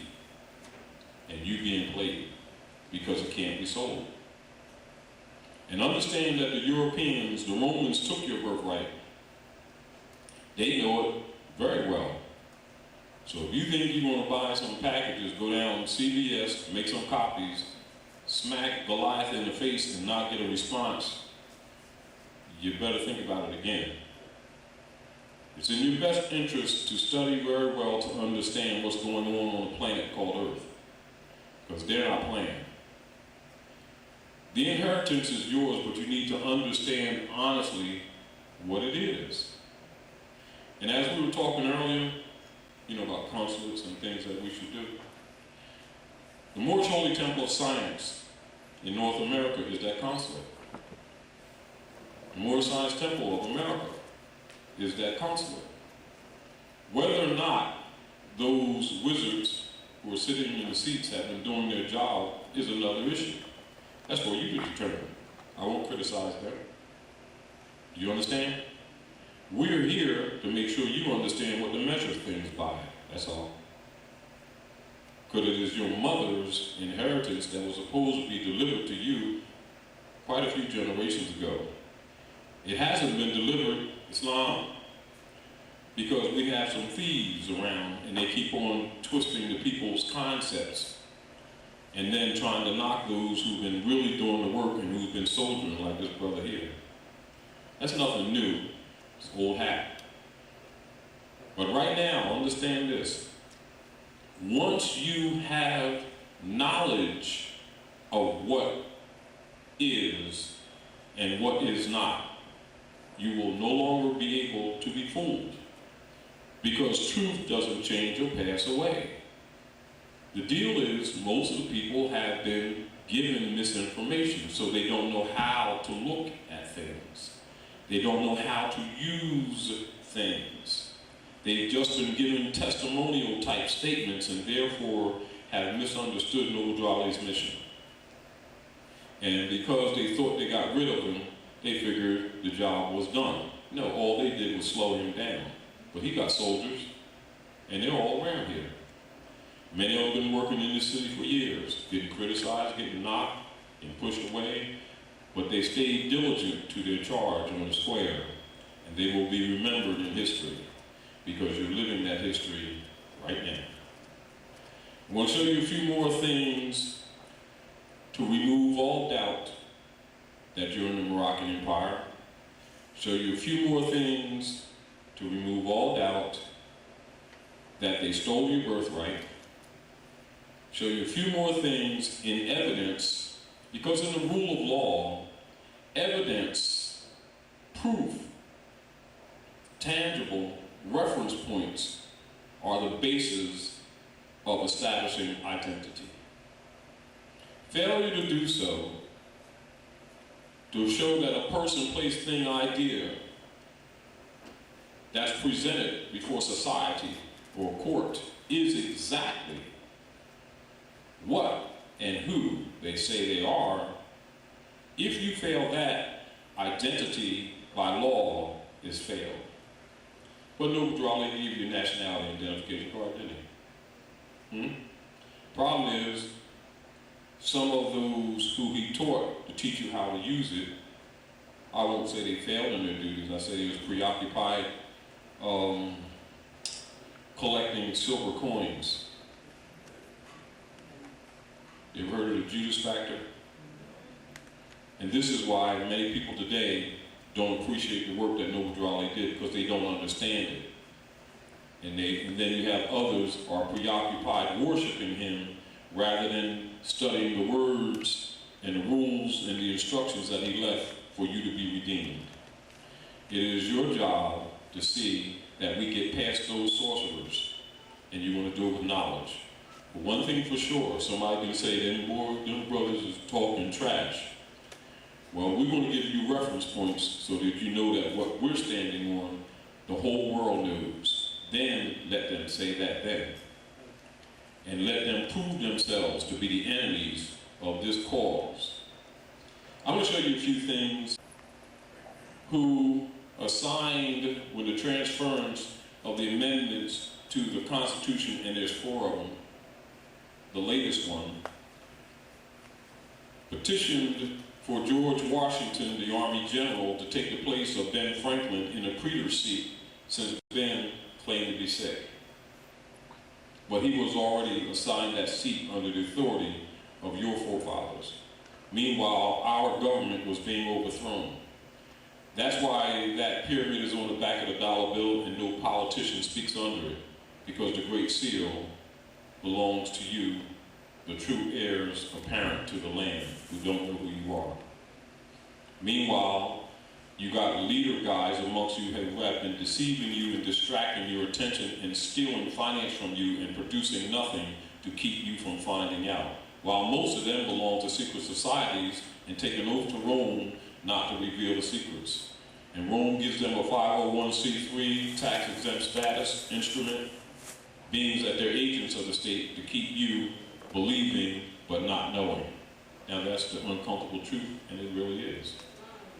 But it's time that you be redeemed, that we might save our babies and stop these funeral homes from popping up, burying our children that don't have gray hair. Do you understand? Because Mother Nature does not respect personal station or your belief systems. And you better start dealing with reality, because you're not going to be here in a minute if you stay asleep. That's why the prophet came. Now, George Washington was the 9th president of the transition after the last amendment to the present Constitution that you're using today, but he wasn't the first. In line, he would be number 15. Do you understand? The reason that knowledge has been hidden from you, because once you would do the research and travel the planet and start dealing with other nations who would have verified to you that Noble Drawley is correct, you would have found your connection to this said government and recognize that you are part and parcel. And parcel is a legal word which means land.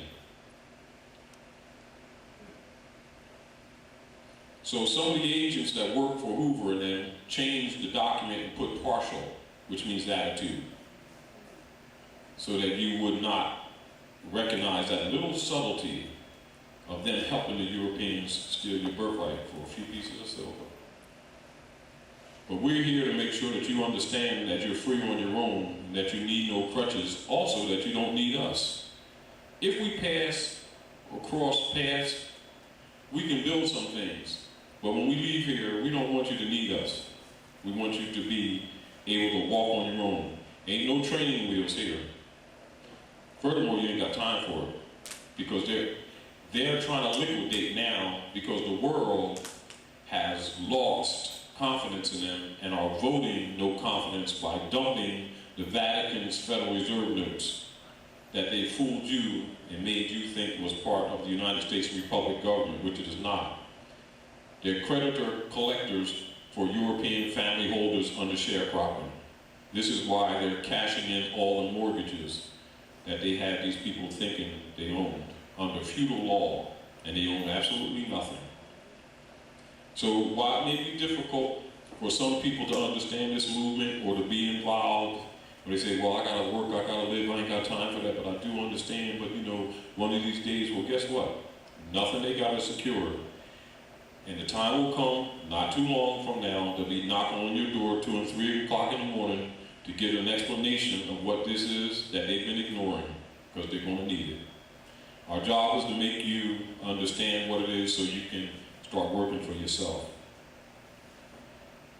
This is from George Washington's Grand Lodge Museum in Alexandria, Virginia, named after Alexander the Great, who burned the temples of Luxor, the world's largest library, when the Christians were burning the books to start the fall of the Moorish Empire. The temples of Luxor, Alexander the Great, and they got a shrine there, and they put your history there, and this is to show you, particularly the brothers and sisters who are confused about the Eon, the Bay, the Moors, and speaking of the Moors from a third-party perspective. And then some people say, well, the Europeans, they don't really know, you know, because, yeah, let me show you. This is one of the pictures that's in that museum. People come from around the world taking these pictures, and our people's on the corners selling drugs to each other and don't even know the history right in that building. All right?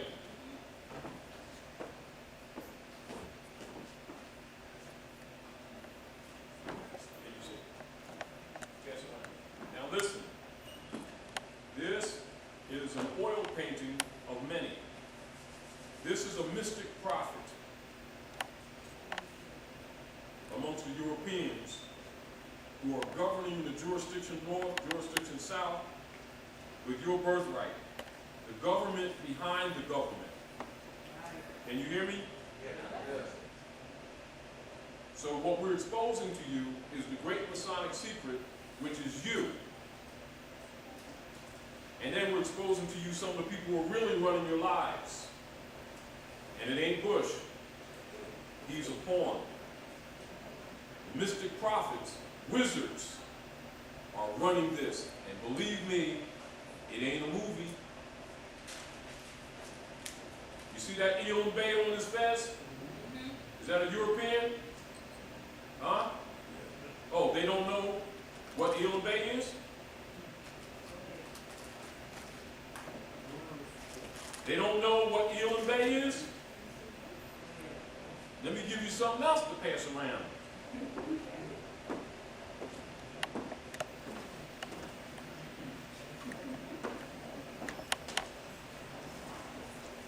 I'm going to speak of these, and then I'm going to give them to the app here to pass to you.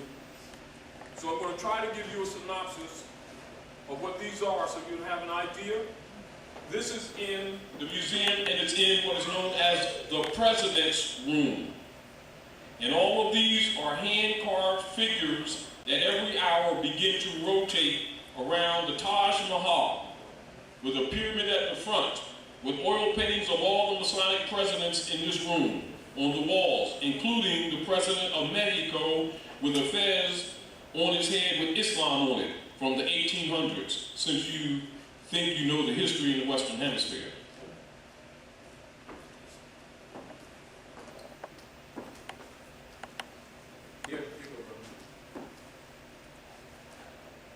This is a mystic prophet with a fez on, Muslim on it.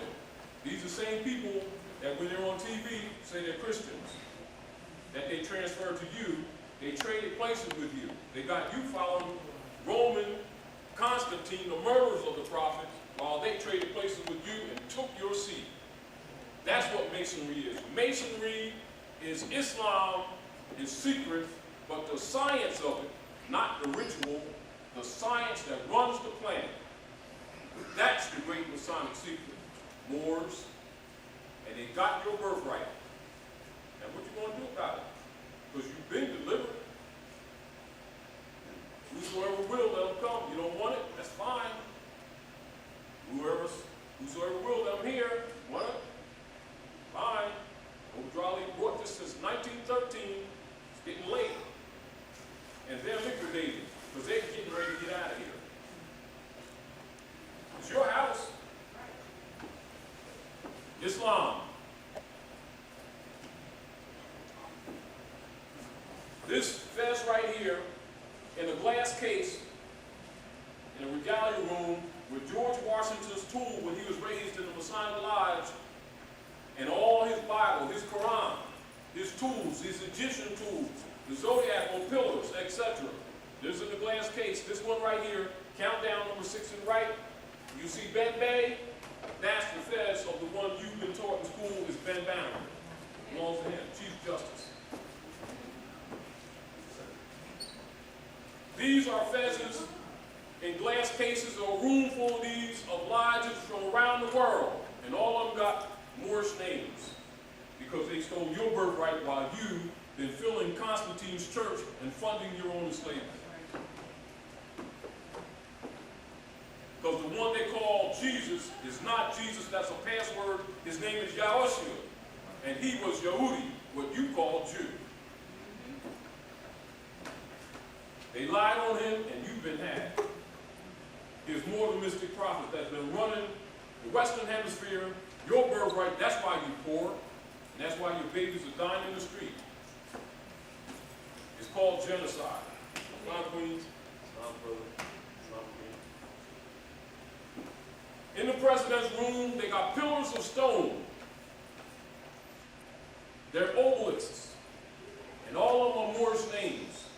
How come the so-called black leaders who always got one foot in the church and one in the White House don't tell you about this when they shaking Bush's hand trying to get a job?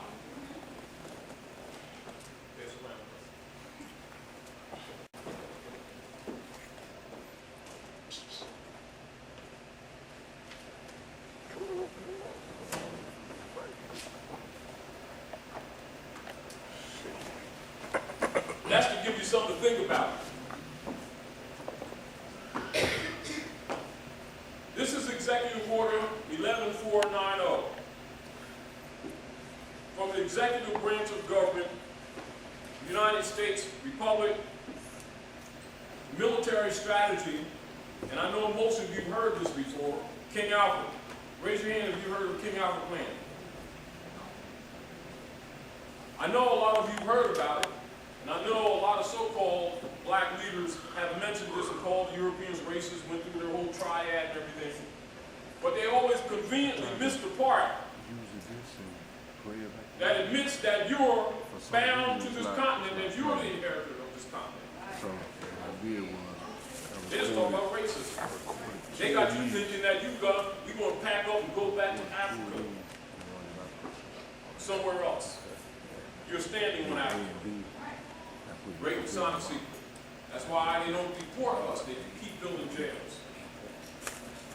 All right? Then they got black leaders to keep promoting black so that you can't tie your lineage and history and you lose the inheritance because you cannot claim the inheritance if you don't honor your mothers and your fathers. And they weren't black. You can take a third-year degree child in third grade, teach them basic grammar, the 8 parts of speech, take them to a dictionary, which I got one right here, and if anybody want to get up and read it, you can, and you'll see blacks as an adjective. And a child knows that it can't be an identity. But you got grown people with the mentality of boys and girls that teach their children that that's an identity in some country in Africa, and that they're saved, while their babies is dying in the street as we speak. Hypocrites. And can't read. Oh, they can pronounce things. But anyway, let's get through the chase. I'm going to read a couple of paragraphs to you from the executive order. You make your own considerations, but I suggest that you make some notes here. You've got your pencils and papers, because you know you don't come to our place without pencils and papers, because we don't deal with police, we deal with facts. Because you're in the Rising Sun Institute today.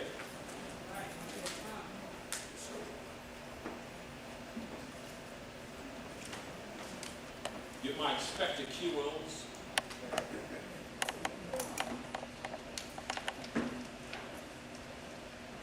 And I would suggest to you to do some research on the one they call King Alfred in history, so that you would have an idea what connection they have to you. Oh, by the way, these are the concentration camps. They already got ready for you. Black leaders telling you to believe and just keep hope alive one of these days. While they go to the Bahamas with Susie with Jesus' hand. It's the truth. I know it's uncomfortable, but it's the truth. And guess what? They know this truth too. Top secret. Silent weapons for quiet wars. Remember, this is a military manual. You were not supposed to see this. You were not supposed to hear this. And you were not supposed to give them the keys to analyze this. An introductory programming manual.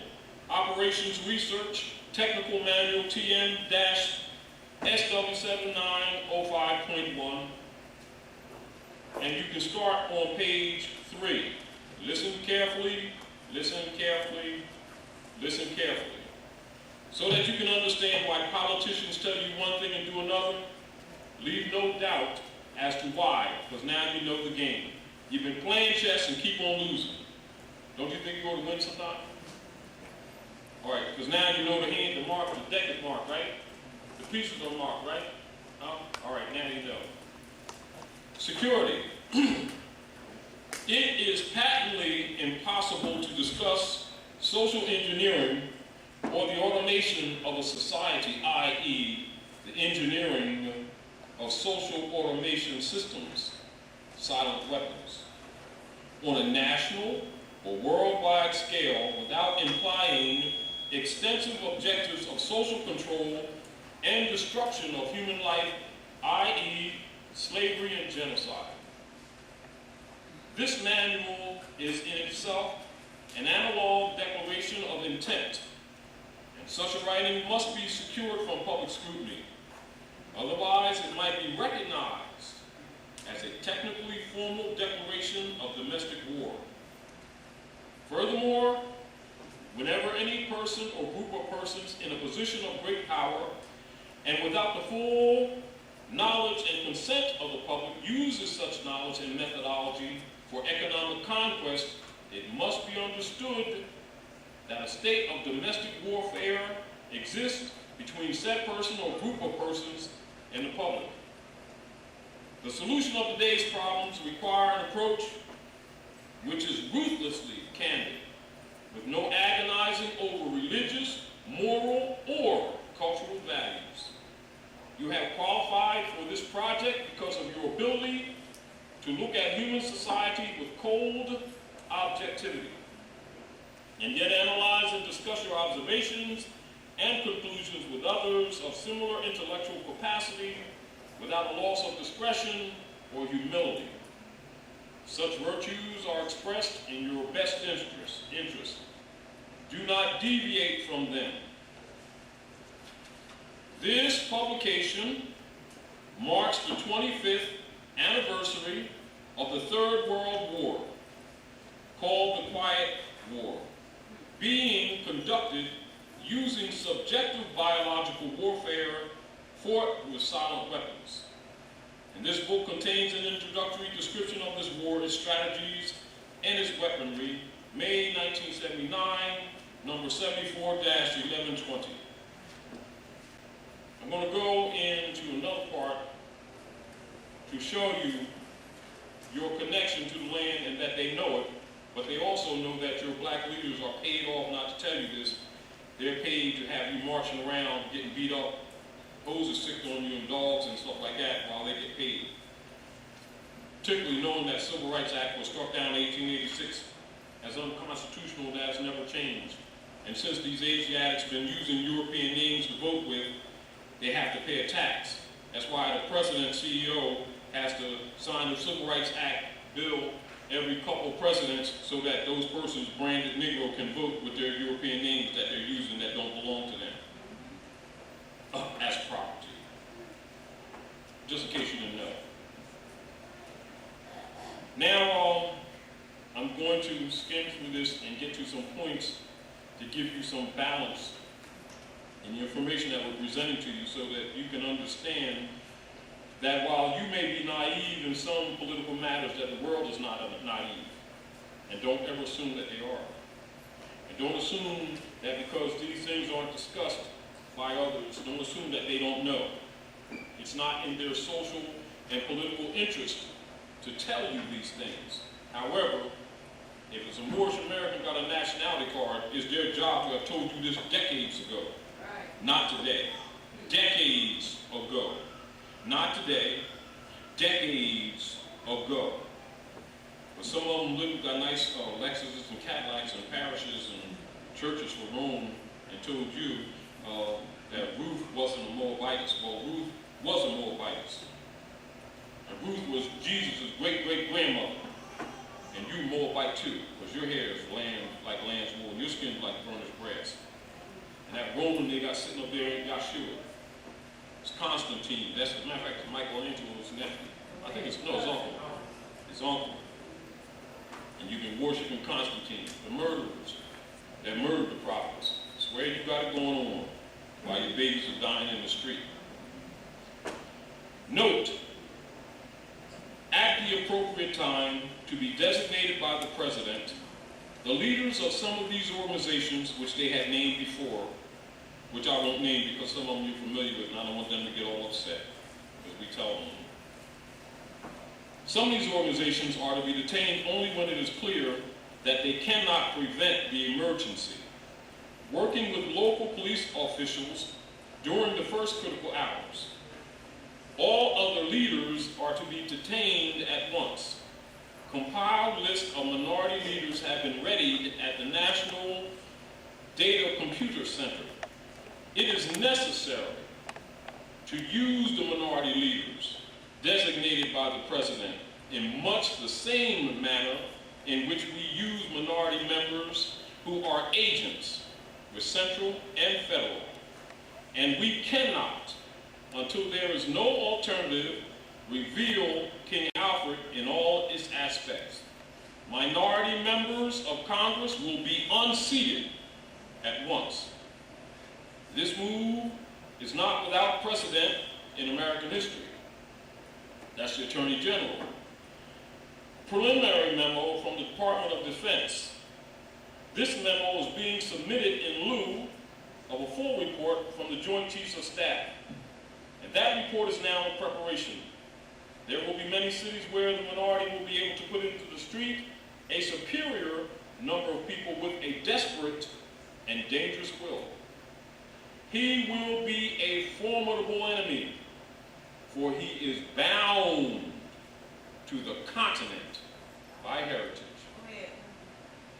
He is bound to the continent by heritage, and knows that political asylum will not be available to him in other countries. The greatest concentration of the minority is in the Deep South, Eastern Seaboard, the Great Lakes region, right here, and the West Coast.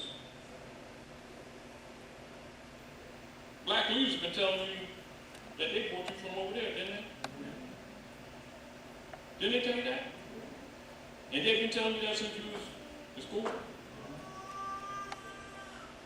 And most of us think that way, don't we? Therefore, we have no mental connection to this land, do we? But we do have a consanguine interest. It is your inheritance, and you don't even know it. And these leaders who they've assigned to you told you you were saved while they're getting paid. And then they take an oath of secrecy to these Romans to keep you sleeping while they rake in the coins from you and the state. Do you know that when you get married and the agents of the state say, by the power vested in me by the state of Illinois, I pronounce you man and wife, do you know where that certificate goes? It gets mortgaged and filed in the Department of Orphans. How many people knew that? And they own the womb. And anything that comes from the womb comes under wardship tenures of admiralty law for European families who own the name and the womb of the woman because of that certificate. Then they accuse her of having signed the child over, then they mortgage the child with a birth certificate and sell it around the world until it collapses under fractional loaning, fractional ascended percentages. Do you understand? You really need to understand how this government has been working and why things keep going down. Why you know, people keep working and they keep making what they think is money. And how is it that they keep going in debt then? It used to be grandpa was working. We had what, grandma, grandpa, 2 families in the house. We didn't always have everything, but nobody's starving. Now you got mom, dad, grandpa, son, daughters working, and they got 1 foot on the street and 1 foot in the house. And 2 or 3 paychecks, they may not have a roof. And they ain't figured it out yet. They don't know they're sharecropping because they think they own this stuff. Confident, I'm working hard. Ain't this big? They don't own nothing. It's all boarded to the state under wardship tenures. I'm going to read from the law book, Henry Campbell Black's law book, Ancient and Modern Jurisprudence, and then demonstrate to you why, quote unquote, black leaders are paid to promote the name or the word minority amongst you, so that you can understand the sorcery in this with these wizards.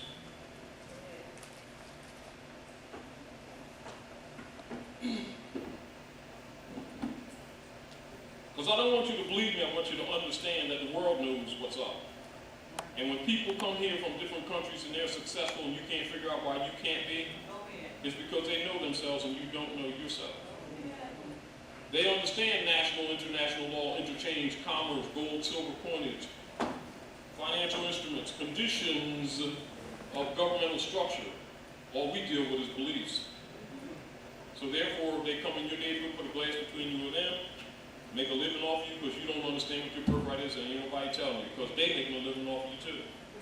So rather than you understanding life, politics, and the world and how it's run, civilization, here your mothers and fathers were founders of civilization and you don't even know civilization rules. We got a problem here.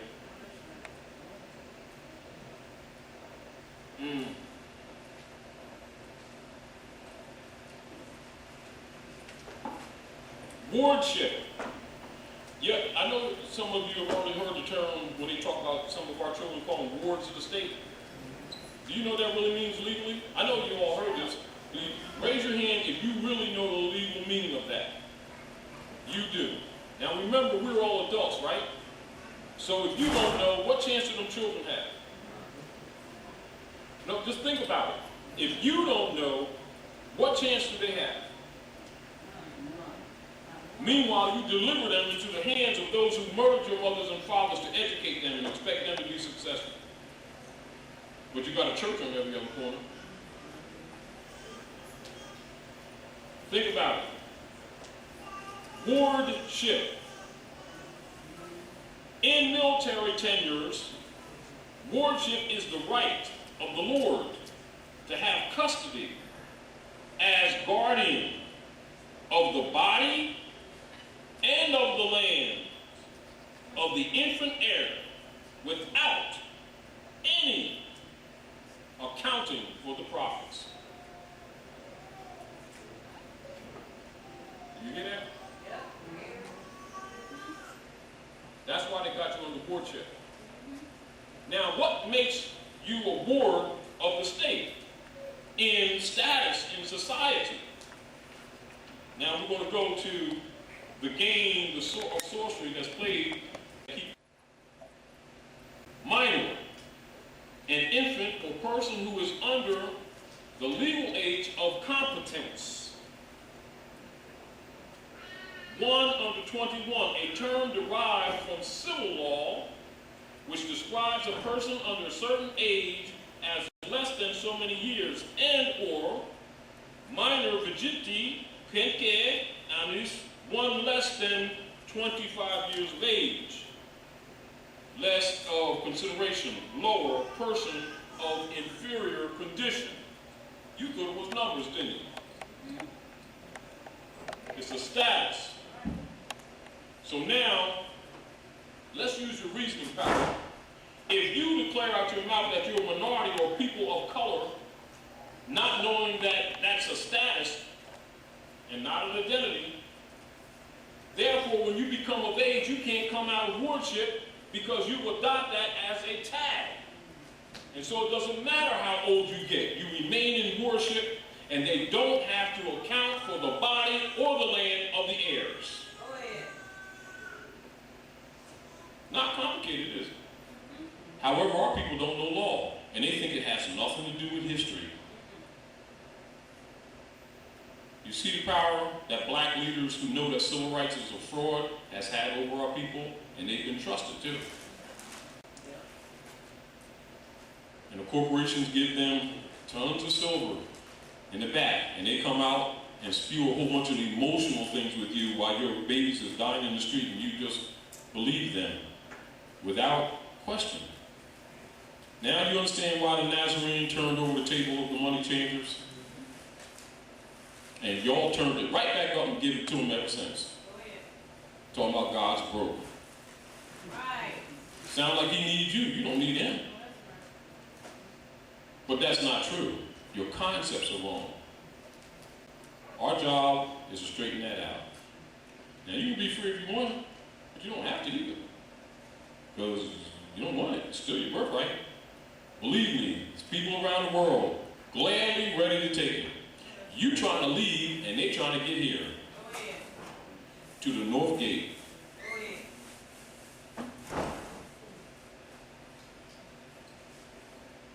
I want to read to you in law so that you will understand why it's important for you to have a nationality and identification card. Because I know people have heard it, but they don't necessarily take it serious, mainly because many Moors haven't explained it to them properly so they can appreciate what the prophet done and why he did it.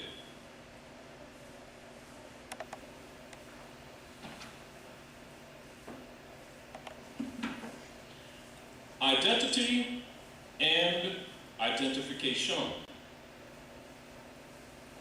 In the law of evidence, sameness, the fact that a subject, a person, or a thing before the court is the same as it is represented, claimed, or charged to be.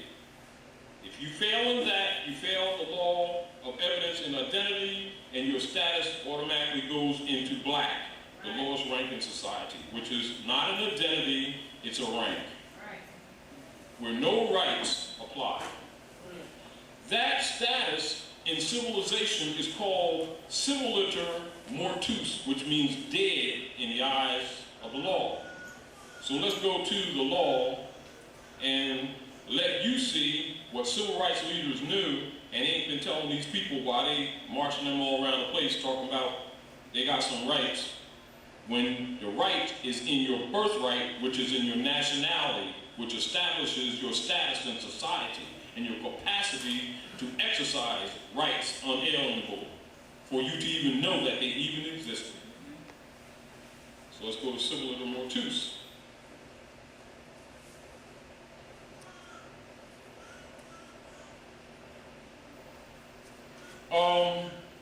I'm sure that some of you saw some of the pictures, and that's not all. We got tons more. We just brought some to show you, to prove to you that the world is aware of your Elam Bay. And the world is aware that you're really Muslims, your forefathers were. And Muslim ain't somebody, doing some rocket ship stuff like this. It ain't because you walk around circles and bang your heel. All that's ritual, that ain't really it. You've been played. Noel Raleigh said, before I brought you your name and your nationality and the knowledge of your birthright, nobody was talking to you. Nobody was telling you anything. Everybody was living off your virtues.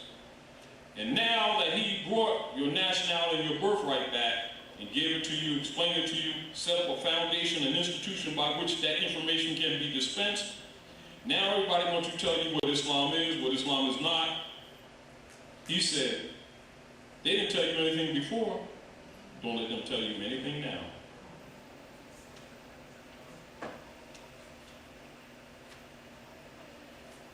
Please pay attention to the details.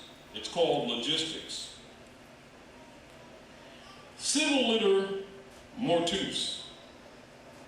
Civilly dead. Dead in the view of the law.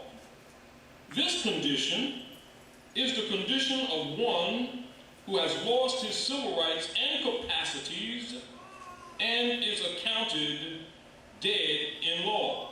That's the status of people who have no civil rights.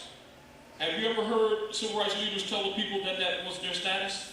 They probably never even heard this before. Have you? Who knew that the status of the people that are absent of civil rights legally is civiliter mortuus? No hands? See what our problem is? But when you have knowledge, no one can fool you no more and get your lunch money, can they? They're not going to have you marching up and down the street praying and getting kicked. Dogs sick on you and hoses sick on you and thinking that you're operating on constitutional law that really ain't law. It's a field marshal program to generate finances and to get little townships jail money because you got to bail yourself out for a lost cause. Meanwhile, they pay the leader in the background and give him a church. And he looks innocent to you. It's just the truth. I know it's ugly. Now, what is the political opposite of civiliter mortuus? That legal phrase is called in full life. So now let's look in the law that all lawyers have, all governments have, all presidents have, all congressmen have, all senators have, but they ain't telling you. But they always talking about programs. So let's look at in full life.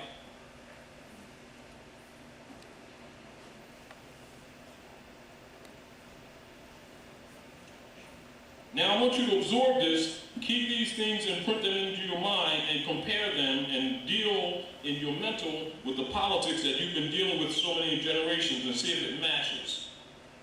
Sure, of course it doesn't, but be fair, give them the benefit of the doubt. In full life, continuing in both the physical and civil existence. And I'll add this, mothers and fathers of civilization that don't know the rules of civilization. That is neither actually dead nor civil liter mortuus. How come they didn't tell the people that that's what they were marching for? They didn't even know what they was marching for. See the game? See, a person who deals with beliefs, not the facts, just go do things, everybody make finances off them, and they can't figure out that 20 years later, and their children have got the same problems they had. But they thought they was free. You see the problem that what a lack of knowledge does? The people are being destroyed by the day for lack of knowledge. And opportunists calling themselves leader guys who are sanctioned by Rome is raping you in the same process. Not knocking them, just exposing to you the truth so that you can start guiding your own life aright. Because you're going to have to start saving your babies. We can't do it. You got jurisdictional controls. But I'm presenting this to you from a law perspective so you can understand what Noble Drali did. Don't look at him the person, oh, he was a great man. Yes, he was. What good is it if you don't understand what he did? Because if you don't apply it, it's useless. Because you're going to take a passive position and not be active and lose your birthright. Because this man got to liquidate. Do you understand what I'm saying to you? And you don't have a lot of time.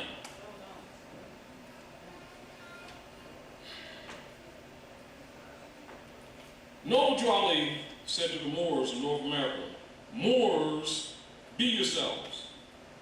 I am teaching my people to be themselves.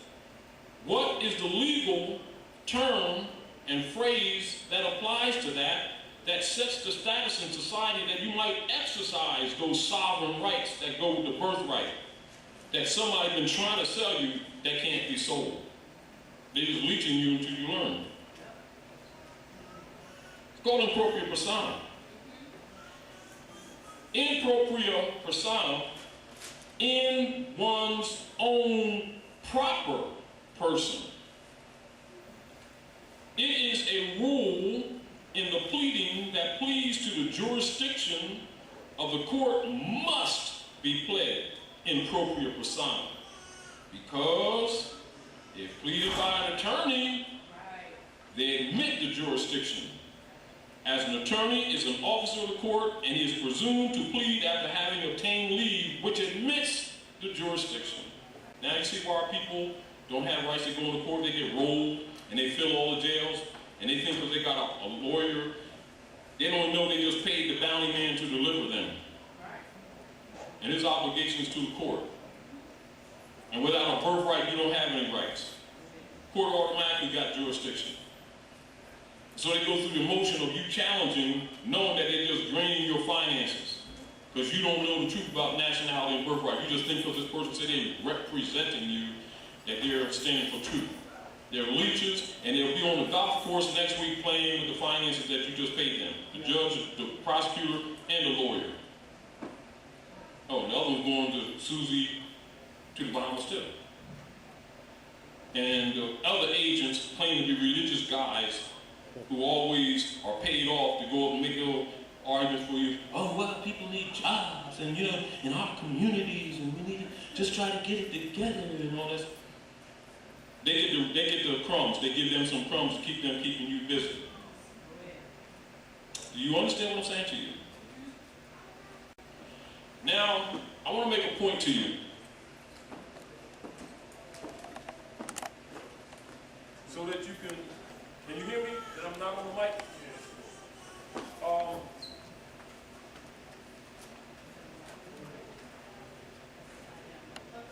We're talking concepts. We're talking concepts, and I'm going to tell you something in a minute so that you can get an idea. Now, when I'm in Philadelphia, I have an apartment in Philadelphia that I visit maybe once or twice a month when I'm in that area. And I usually go there to check my mail or something like that, but I rarely get a chance to stay there. Now when I'm in Jersey, and at one of the houses on Dudley Street, 2 houses apart, my sister in the house we bought for the girls, 4 doors later, and I'll be either there. If I'm in New York, in New Peekskill, when I remodeled my brother's house, I took one of the garages and I made a suite up there, so when I'm up there, I have a place to stay. So I have computers in all those places where I'm traveling. I just take me and I can keep on working and keep being about my mother's and my father's work. But my landlord of the apartment that I have in Philly has a house down in Jersey on Route 40. A very good brother. And he has, you know, like those buildings that look like long chicken coops? You look like chicken houses or something like that. It was all raggedy, all wood was falling apart. So we decided to do some work on it, to fix it up, right? So we ripped it down and we put CMUs up, that's cinder blocks, and we're going to raise it up and build trusses and make it a useful garage now, right? So anyway, I was about, I raised up the front wall and I was really getting down and getting down and getting down, quite busy. And also all of a sudden these cars come up on the lawn, guys gets out with his clipboard and all that stuff, and he's a building inspector, right? And of course they was talking about what we can't do, right? So they got these orange stickers and stuff and puts it across the building and stuff like that, stop work order and all that stuff, and fines and $3,600 and $100 a day while his work continue, and also summons to come to court, the whole deal, right? So when it kind of plays itself out, me and Brother Raj, that's RHA, goes down to the Buena Vista Township. That's about 27 miles up northwest of Atlantic City, New Jersey. And so we walks in, there's about 4 building inspectors and some woman stenographer and some other guy was sitting at the other end of the table. You know how they like funds have these conference tables where you come and look, they're looking all impressive like presidential or whoever they are. So we walked in the door, got our briefcases, and I said, who's treating? And one of the guys looked at me, Pellegrini, he's one of the inspectors that came later. Oh, who's treating? You know, I guess they thought I meant who got coffee or cookies. What I was meaning that since you're the state, and I'm Aboriginal, and states can't make treaties, apparently you came down there and telling us to come here, so somebody must be getting ready to write a treaty. So who's treating? So we sat down, and they did the routine and talking about push 2 pieces of paper. One was a permit, and one was an application. Of course, on the permit it had with the signature, owner and fee, but we know law, so we can read. We ain't niggers. We read. Do you understand? And I said, oh, you want to make a contract, huh? Since when did Europeans get authority to tell us who are indigenous to this land that we can build on our own property? I said, you got interest in that property? If you do, give me the instruments to show it. Well, we're the Buena Vista Township. I said, you're a European that's operating in this corporation. Now, here's for you, a writ of discovery. Answer it and let me know what's up. We're going to lunch, so we left. I went back, we got on the computer, and I took his orange sticker down and I put that permit on the wall. And been building ever since. Now they came back, right? Came back again. Oh, now we're going to the Superior Court. Now it's up to $9,600. Oh yeah? Oh, they want to arrest him with a warrant and he's going to lose, you know, the old license thing that they talk about, and they're going to take peanut butter sandwiches, you know, the whole game. Right? So we took those documents with the writ of discovery, made a writ of mandamus and a writ of removal, took it to the district court, and so the prosecutor and all the townships, now they got to come to court. You see? So we go to the district court, and the district judge starts reading the documents that we had sent earlier, and the discovery that they did not fill out. They delivered the discovery back blank. And so the judge was looking, he was turning red and angry, and then logically, the prosecutor started talking big time trash. There it is, and these Moors, you know, they just think that they ain't got to pay taxes and all this stuff. And we've had these cases before, and the judge said, you all had this before you initiated that fine? Well, yes, but because what was happening, he said, your case was fatal from the beginning. Apologize to Mr. Bay. Mr. Bay, we apologize. We're not holding you. This is a trial de novo, which means that trial didn't even take place. Give him everything back you took from him. Mr. Bay, we apologize. If you all had came in here early, it would all have been taken care of. We were there early. The prosecutor wasn't, but no deal. But that's the permit that we put up in this other building right now. And I got pictures on this camera right here of the building and me working on it. And when I came up here before we got on the plane, in the morning, I was just pouring another slab of concrete, washed up, ran over Philly, then went down to the airport. Me and Abdullah got on the plane, then we came up to Chi-Town. Yes, sir. You understand? But I'm saying to you, that's the exercising of birthright. And another reason why, I just hadn't had it, but another reason why I want to show you, because I know that a lot of people is trying to sell Moors birthrights through packages. You can't. No Drali already gave you what you need. You need to exercise it. But you need to understand what your rights are. That which is unalienable cannot be sold or alienated. It can't be transferred to another. If you do that, you just have practiced something that deludes to slavery, and the instrument is dishonorable. Are you following me? But I want you to understand the reason why I put it up here, because I want you to get a chance to read some of the things that are said. There are briefs in there, but that's the status that you have. That's rank. That has nothing to do with business. That has nothing to do with anything. When I go to the depot and I buy material, like I remodeled the kitchen too, last year when it was winter, when I had to stop because of winter, because I was doing work, this is outside. When I go to the depot and I buy stuff, they write the taxes off, not because I'm in business, because I don't deal with the IRS. It's because of my status being Moorish American, because I've been battling and exercising it.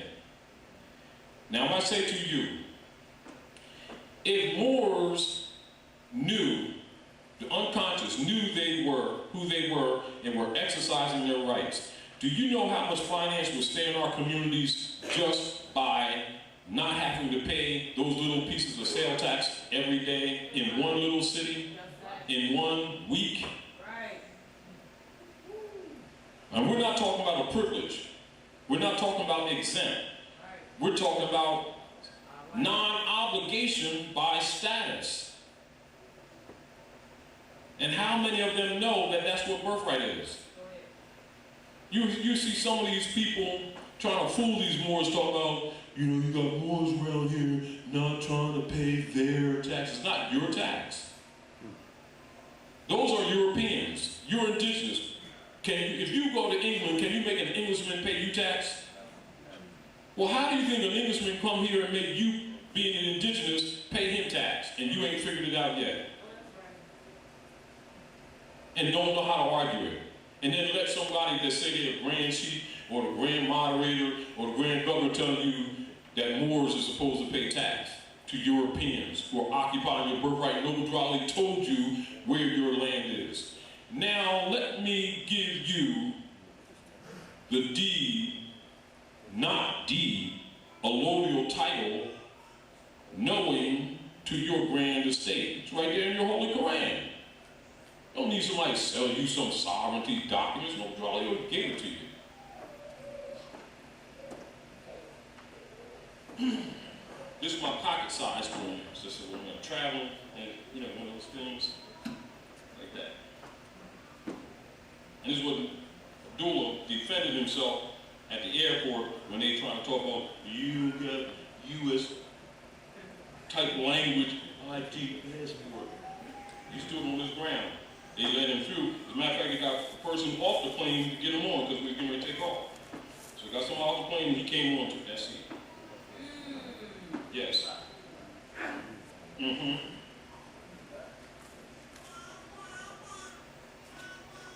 Now I want you all to please pay attention to what I'm about to read so that you have an idea of the civilization nature of what Noble Ali did for us.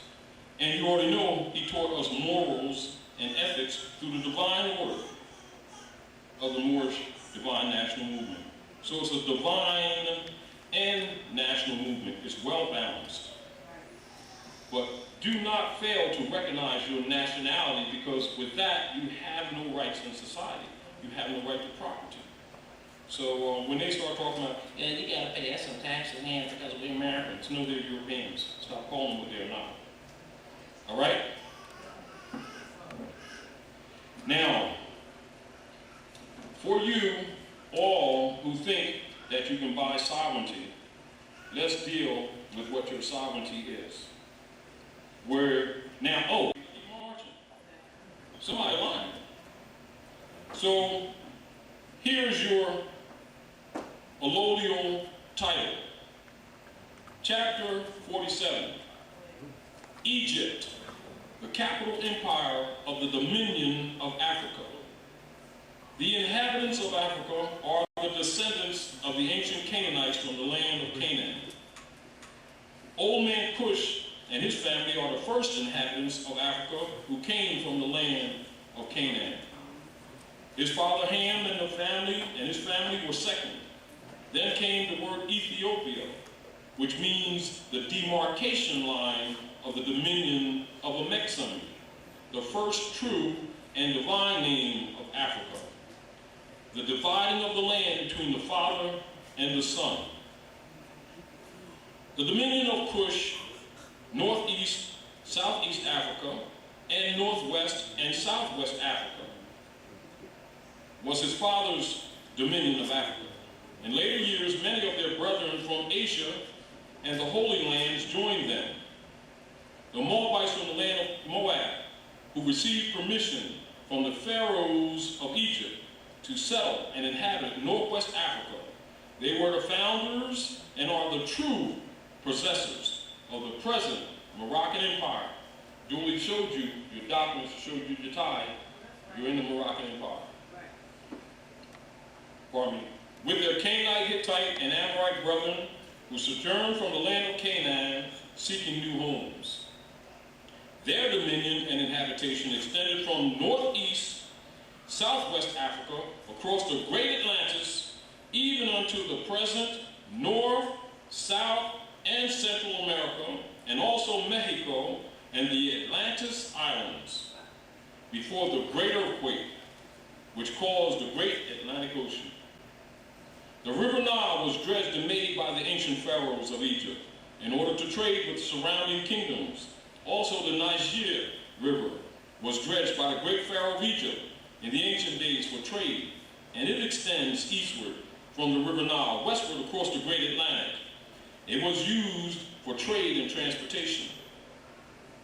According to all true and divine records, the human race, there is no Negro or colored race attached to the human family, because all the inhabitants of Africa were and are of the human race, descendants of the ancient Canaanite nation from the holy land of Canaan.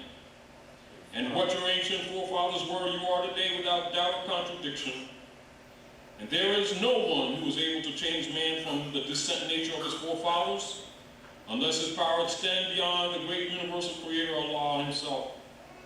And these holy and divine laws are from the Prophet Noble Ali, the founder of the uniting of the Moorish Science Temple of America, and these laws are to be strictly preserved by the members of all the temples and the Moorish Science Temple of America, that they will learn to open their meeting and guide it according to the principles of love, truth, peace, freedom, and justice. In every subordinate temple, the Grand Major Temple is to form under the covenant of love, truth, peace, freedom, and justice, and to create their own laws and customs in conjunction with the laws of the Holy Prophet and the Grand Temple.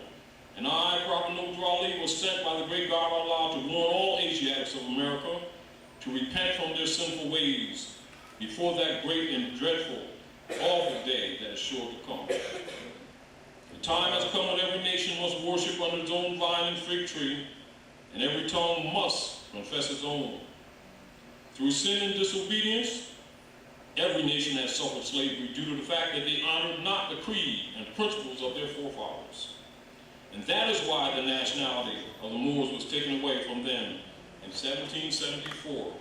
And the word Negro, black, and colored was given to the Asiatics of America who were of Moorish descent because they honored not the principles of their mothers and their fathers, and strayed after the gods of Europe, of whom they knew nothing. That's why you're branded black. I have a question about Greenland. Is Greenland a part of the colonies of the United States? No, it's the Northern Territory, even though we occupied that too. But what I read to you is the specific geographical location of the Moroccan Empire to which you are sovereign heir apparent, and all hereditaments concerning that, movable, immovable, corporal, non-corporal, is yours by birthright. Now, what are you doing paying taxes to a foreign European because you forgot that he's a colonist? See where our problem is? Our concepts are wrong.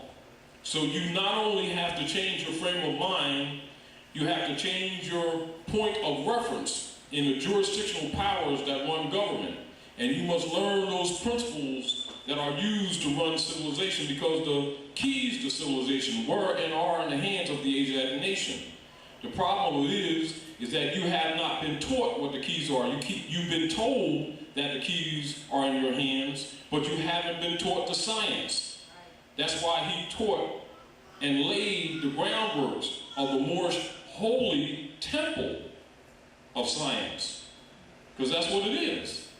Now, if I say to you, you're more, right, you brother as an example, right? Yourself.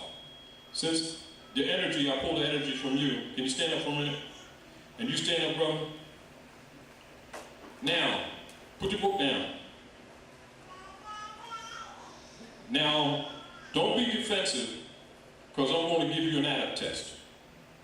Adept means expert. And you got a fez on, right? And you have a fez on, right? Now, give me the geographical, geometric, symbolic science to circle 7 wherever you're wearing it. Right now. And don't hesitate. I see you just pointed. Right? And what do you say? Say it again. I want to ask you again, so I'll make myself perfectly clear. You know what Moorish science is? All right. Do you know what circle 7 is? Oh, I know you see the symbol. Do you know what it is? If I ask you to break this down scientifically, can you? If I ask you, again, break it down scientifically and apply it in society outside of this crowd of your brothers who you are comfortable with, could you? How about you, brother? Now, let's stick with the head alone. Show me circle 7. Oh, you put your hand in the right place. Now demonstrate. All right, that's all right. Come on, I'll give you a lesson. But make sure you understand it. Whenever you all are traveling, you ever notice sometimes when you go past some of the old churches and you see a cross with a circle around the cross? Huh? That's circle 7. You ever see pictures that they have of the one that's called Jesus, whose name true is Yahshua, because there is no J in Hebrew or Aramaic? And Jesus is a password, but his name is Yahushua. And most people don't know who he is, but they say they love him. You ever notice that when they show pictures of him, they have a light around his head? That's circle 7. Now, tell me how it's circle 7. Don't guess. If you don't know, say, I don't know. Next time y'all go see the image of the one they call Jesus, notice I said the one they call Jesus, and you see that nimbus, because that's what it is, about his head, did you ever pay attention to the open gate at the top, and the open gate over here, and the open gate over there, and the other open gate that you don't see because it's resting on his medulla at the base of the crown of his neck? That's circle 7. It's 4 gates. You see? Now, look at your fez. Take it off for a minute. Look at the top. You notice that there's 4 sets of holes? Count the circles in each set. First set is 18. Yes? 12. So it's 3 circles in sets in the 4 corners of that circle, isn't it? How much is 4 and 3? 7. In a circle, isn't it? You're wearing it, aren't you? So now, how do you use that? See where the issue comes in? You got it. Well, who's teaching you to use it? But when you go out into the world, they're expecting you to be the founder of civilization in principle, not just because you got a nationality card. Because that's the science of the universe. The first circle of 9 perforations, which is the element of air, symbolizes 9 cosmic months of birth in the womb of woman. Because the planet Earth is matriarchal and not patriarchal. The second circle of 12 is the 12 disciples, or the 12 decimals numbers. 12 signs, 12 constellations. And the next set is 18 because it's a dual trine with 3 represented on each side of the equilateral pyramid or triangle, being 120 degrees on each side. 1 and 2 and 0 is 3. 1 and 2 and 0 is 3. 1 and 2 and 0 is 3. Yet that's 360. And it equals 9. You see? Huh? But yet you put 2 of those pyramids together, one above and one below, and you got hex alpha. That which is above, so shall it be below. Those who don't know call it what? Star of David. Or Dawood's dual trine. Or Solomon's shield. All right? And you'll see that over top of the bird on the back of that so-called fiat currency dollar bill, because they're wearing your crown. And it's in 13 stars dealing with the moons governing the womb of woman. That's what they mean when they say 13 colonies, because it really wasn't 13 colonies that ratified, it was 9. But they're dealing with science to send a message. All right? Now, this is an umbilical cord. This is the ball of mud called Earth. And this is the degrees of the Earth rotating around the sun.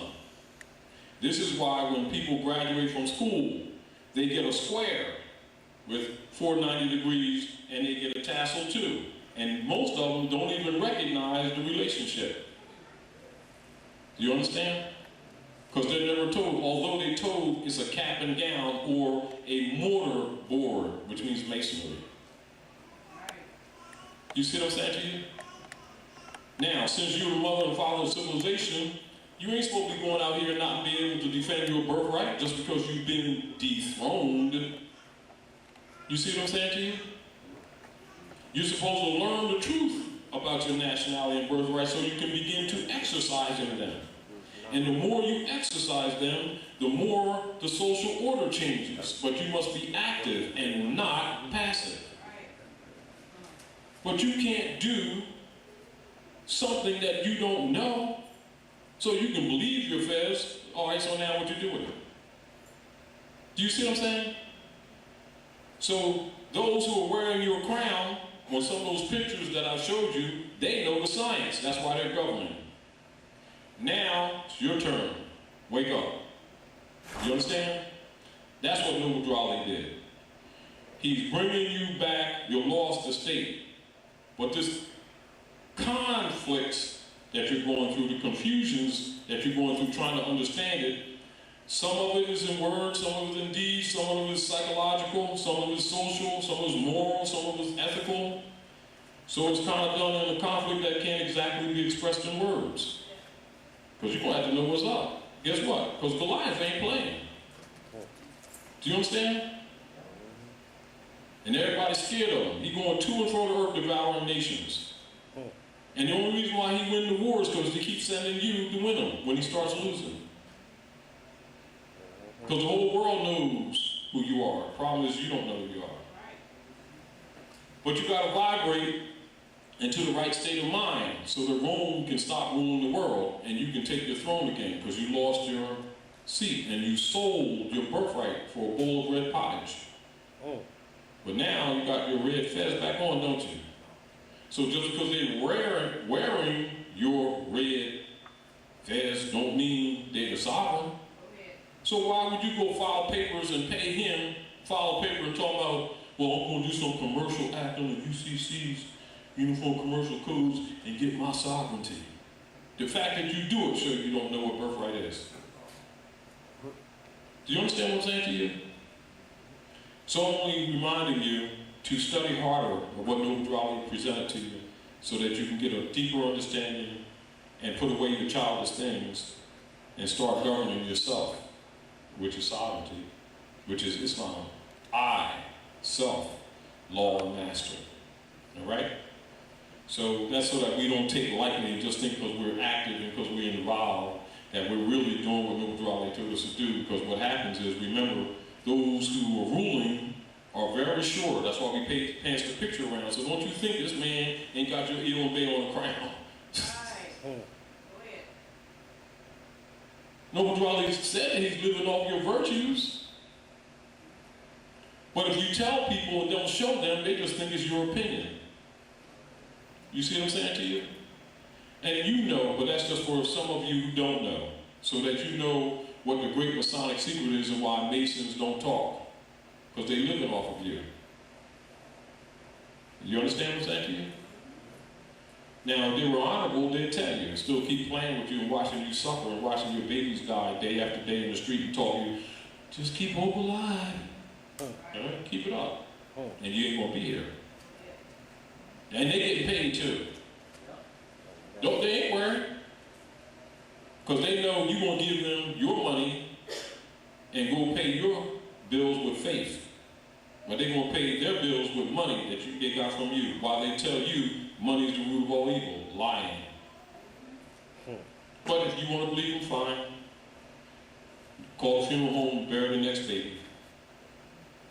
And it's going to continue until you're extinct. Until you honor your mothers and fathers, that your days may be long upon this earth land, which the Lord thy God Allah has given thee. And that's the truth. Now, open forum. Any questions? Responses. Make sure the questions are heard by others in the back.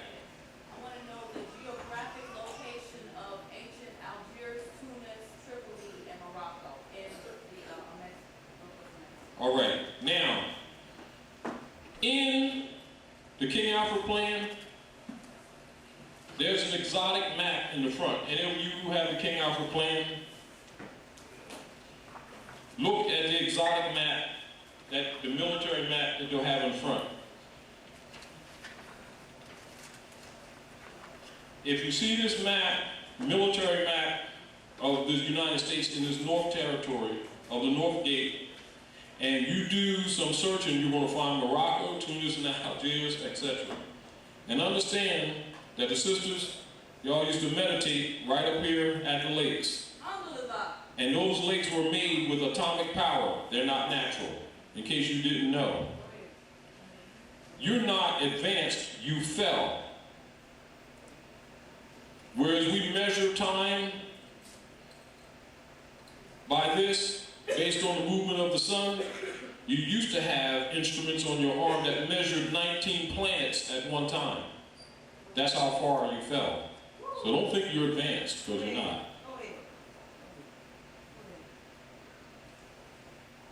All the wars, the majority of them that took place on the planet took place right here. And they got you thinking it took place elsewhere. So if you got King Alfred, look at that map and you'll find Algiers. You'll find Tunis. And Morocco. And England. And China.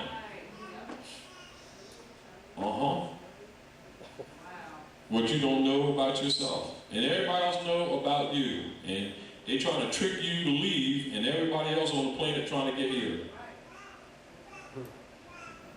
Ain't that true? So it means pay attention to details, right? Yes, because you are the heir apparent.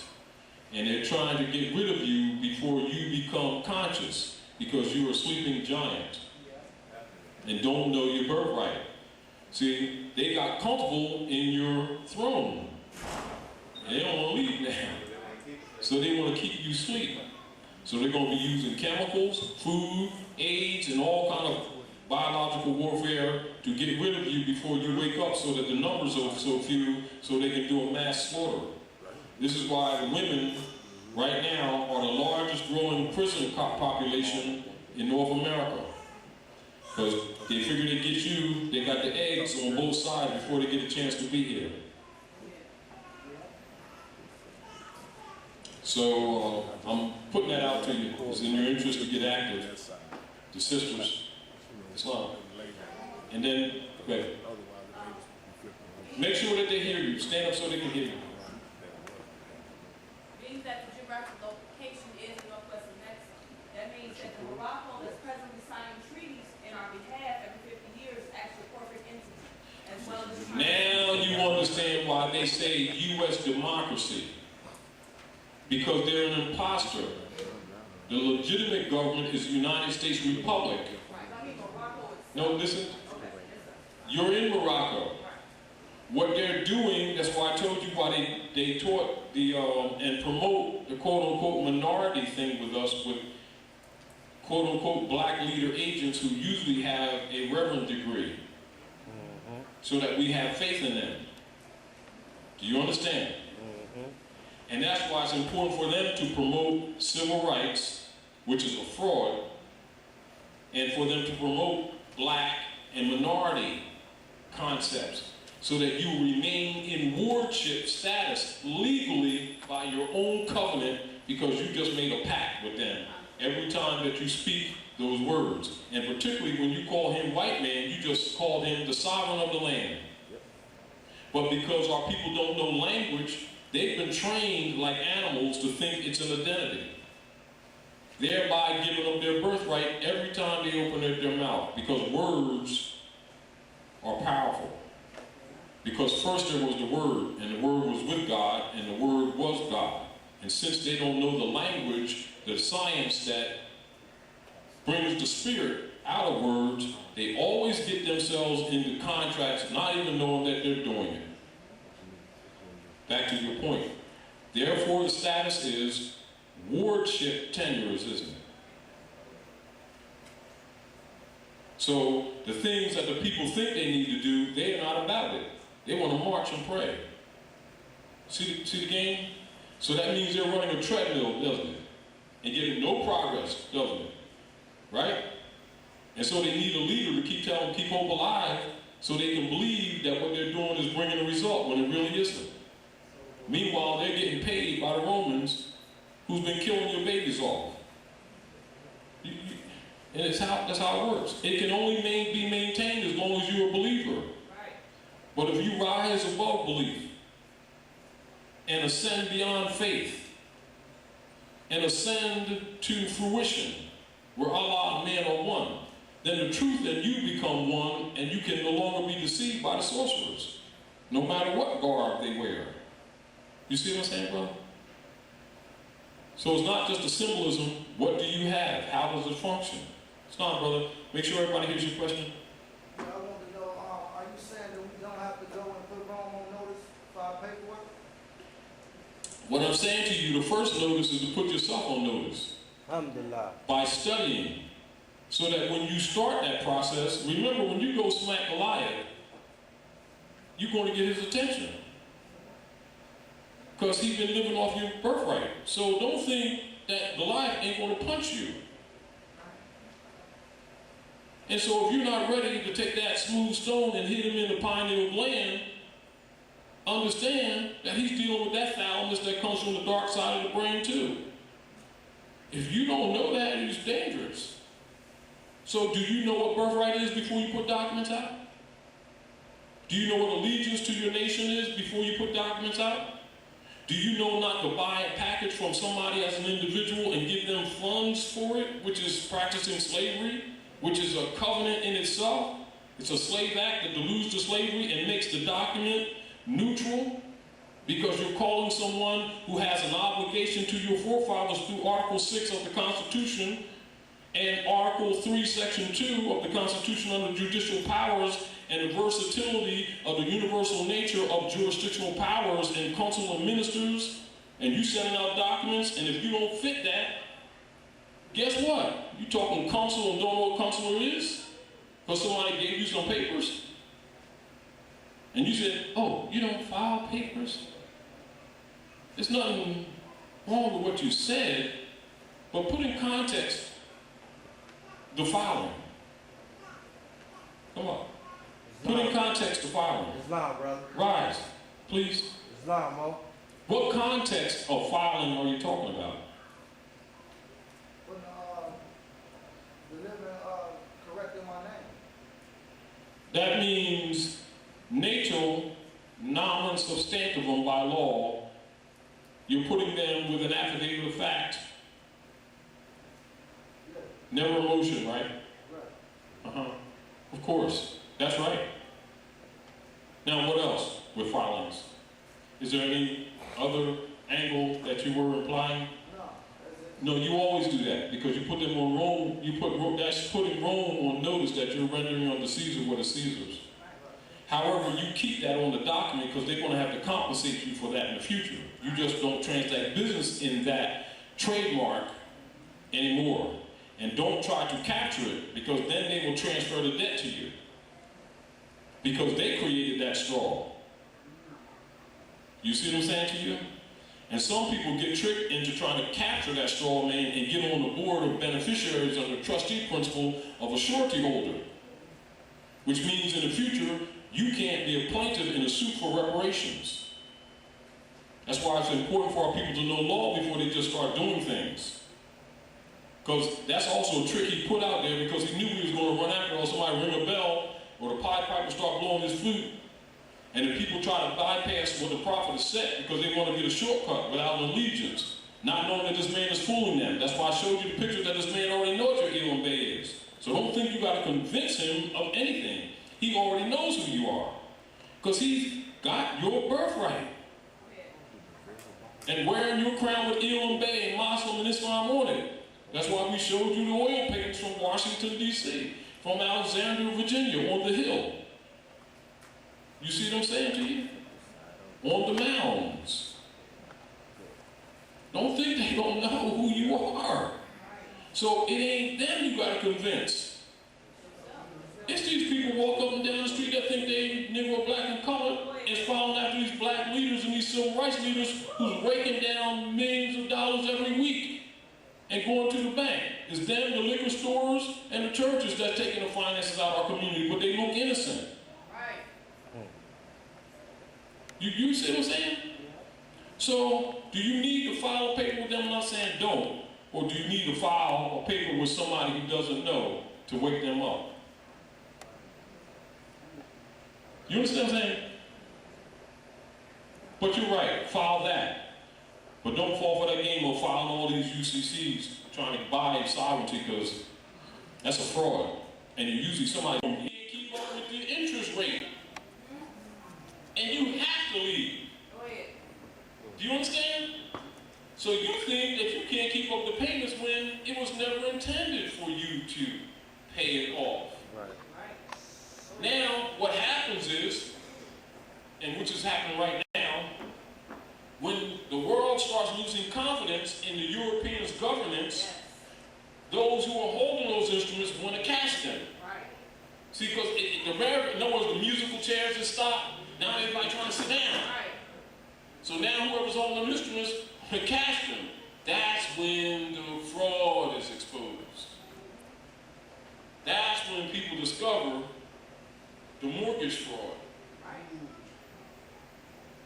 As long as it's floating, you don't see it. Your payments go up, but you don't see it. Right. And when it gets too many signatures, they have to dissolve it. So what they do is usually foreclose on the person. They don't know how to handle it, and they just another number, and it goes on, they sell all over again. Meanwhile, you fix it up and made it better for the next person. Do you understand what I'm saying to you? And the reason, now I'll tell you this. You ever notice when people go to foreclosures, and they be saying that you owe them, that they never produced a mortgage agreement that you initially made, show you a bill of lading and an affidavit showing your payments based on principal and interest and where you defaulted. You know why they don't ever produce them? Because they don't have it. Right. Go ahead. We don't ask. They're interjecting themselves again as agents to get paid, and they're not the possessors of it, never were. Because if they produced it, and if you demand that they produce it, you could charge them with fraud. But they're hoping that you don't have sense enough to do that. You just accept, oh, I was trying to get another job, and I was selling my car so I could just keep this payment, so I can just stay a little longer and try to be, it's inevitable. Do you understand what I'm saying to you? When you should ask, put an affidavit factor, I want you, the original holder of the deed and the debt, to bring in all records under rule of discovery of the debt, what created the debt, money transfers, etc. A record, show me where I defaulted by the agreements so that I can challenge that. Because since you accuse me of not fulfilling the debt, I have that right under rule of discovery. People don't do that, do they? And guess what they ain't going to do? They ain't going to produce them instruments. Now you just tied the procedure up. Do you understand what I'm saying? Yeah. It's understanding what takes place. Now, logically, if you have a nation behind you, where they're not dealing with you, you have people dealing with yellow sheet, dealing with everything that's said, etc., looking for the first opportunity for them to say one thing wrong so you can charge them with fraud. But of course, y'all won't do that. See the point? I'm just throwing that out to give you something to do. That's what you should do with coalitions. Yeah. Well, of course, that can't be done unless the people have knowledge. Not, see what we need to do is get together with the Black Valley and get us together and see so we can go, all that kind of stuff. There's no such nation exists. They can't go pay no bills with that. They can't stop them in the nigger line on Monday morning playing them traffic tickets. You understand what I'm saying to you? They need knowledge. And we need to change the equation, the playing field. We need to teach our people how to play political chess. It's not about What we started, how you started. I had like a group of people that I talk to every day. They mostly younger cats, a lot younger. yeah, because they battle. Because the truth got to come from my babes anyway. Right. They just got to get more information too. Right, and I want to know why I started. Because I see them every day. Motivation them trying to build a form of stability for themselves. You know what I'm saying? All right. They're trying to do it because adults haven't done it. Right. Adults trying to sell them more idol God worship, they're trying to get free. All the young cats I talk to don't even believe in God. They don't even. No, they don't know. They do, but they don't know. I'm talking about when I say God, their God. Fire. No, listen, I'm gonna explain that to you. Okay. Now, this is where you don't understand.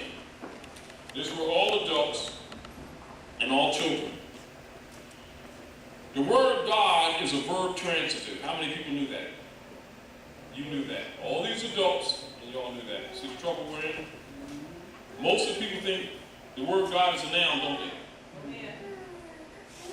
They think it's the name of the creator, don't they? Well, boys and girls, go to the dictionary, use the rules of grammar, and go to the etymology of the word, and you'll see that it's a German word that has no history on the planet called Earth beyond the 6th century. So you're going to talk about ancient gods? See how the world's taking advantage of you all? Just to begin, God is an action, not a noun. When you pray, you're Godding. When you get together to do anything, you're Godding. Didn't know that, did you? How come the preachers don't tell them that? Because he be Godding all the time, getting their finances. It's an action. So everybody does God. Whether they believe it or not is irrelevant. Remember, the sorcerers will question your quote-unquote belief in God and turn around the next breath and tell you that Satan is the God of this world. Right. And you ain't caught on yet? But they know God. See why they call us boys and girls? Huh? They think God is a name. It's generic. Yes, let me give you an example. The sorcerer will come to you and say, brother, you got $5? Just call on the name of God. That name is a blank. Did you fill it in? Because God ain't the name. See the whole point? But people who can't read can't see that. Because most adults have the mentality of a minor. So they're classified as minorities. They think it's numbers. It's mental state. You see? But when you're acting, when you're doing good, when you're doing a good deed, that's Godding. Are we clear? For those who doubt what I just said, go look it up in the dictionary. A good one, not the paperbacks. The ones they told you, oh, that's your old grandma, throw that old thing away. You need the new edition. Yeah, right. You keep believing them sorcerers. Tom says, I apologize for the time pastor. I knew you was back there rolling these. Come on. One more question after this. Earlier, Abdullah mentioned the book Masonry and Moorish, and also a series of his books on the treaties and things of that nature. And I was just wondering, how would I be able to know when these books will come out? And Keep in contact with Brother Teeth. Now, Moors and Masonry is a book that I wrote earlier, like in the late 80s. I did an article in a couple of newspapers down in Jersey and Philadelphia area. And of course the paper went in other places too. Moors and Masons. And of course some of those pictures that you see are some of the pictures we took that time when we went to Washington and to Alexandria, Virginia. Well, lo and behold, I got a letter from the secretary of the Grand Masonic Lodge of Silver Springs, Maryland, right? And he wrote an article criticizing me, about the cherry tree and everything, Georgie boy, and the George chopping down the cherry tree, and that's Weems, and going through my convoluted perception of Moorish legacy in America. So I kindly wrote him back and spanked him nicely, and I published both letters in the paper. Hear no more from them. Go ahead. Do you understand what I'm saying to you? Let them know that might know 2 degrees, don't you? Go ahead. You understand what I'm saying to you? They try to discourage you because they're living off your birthright.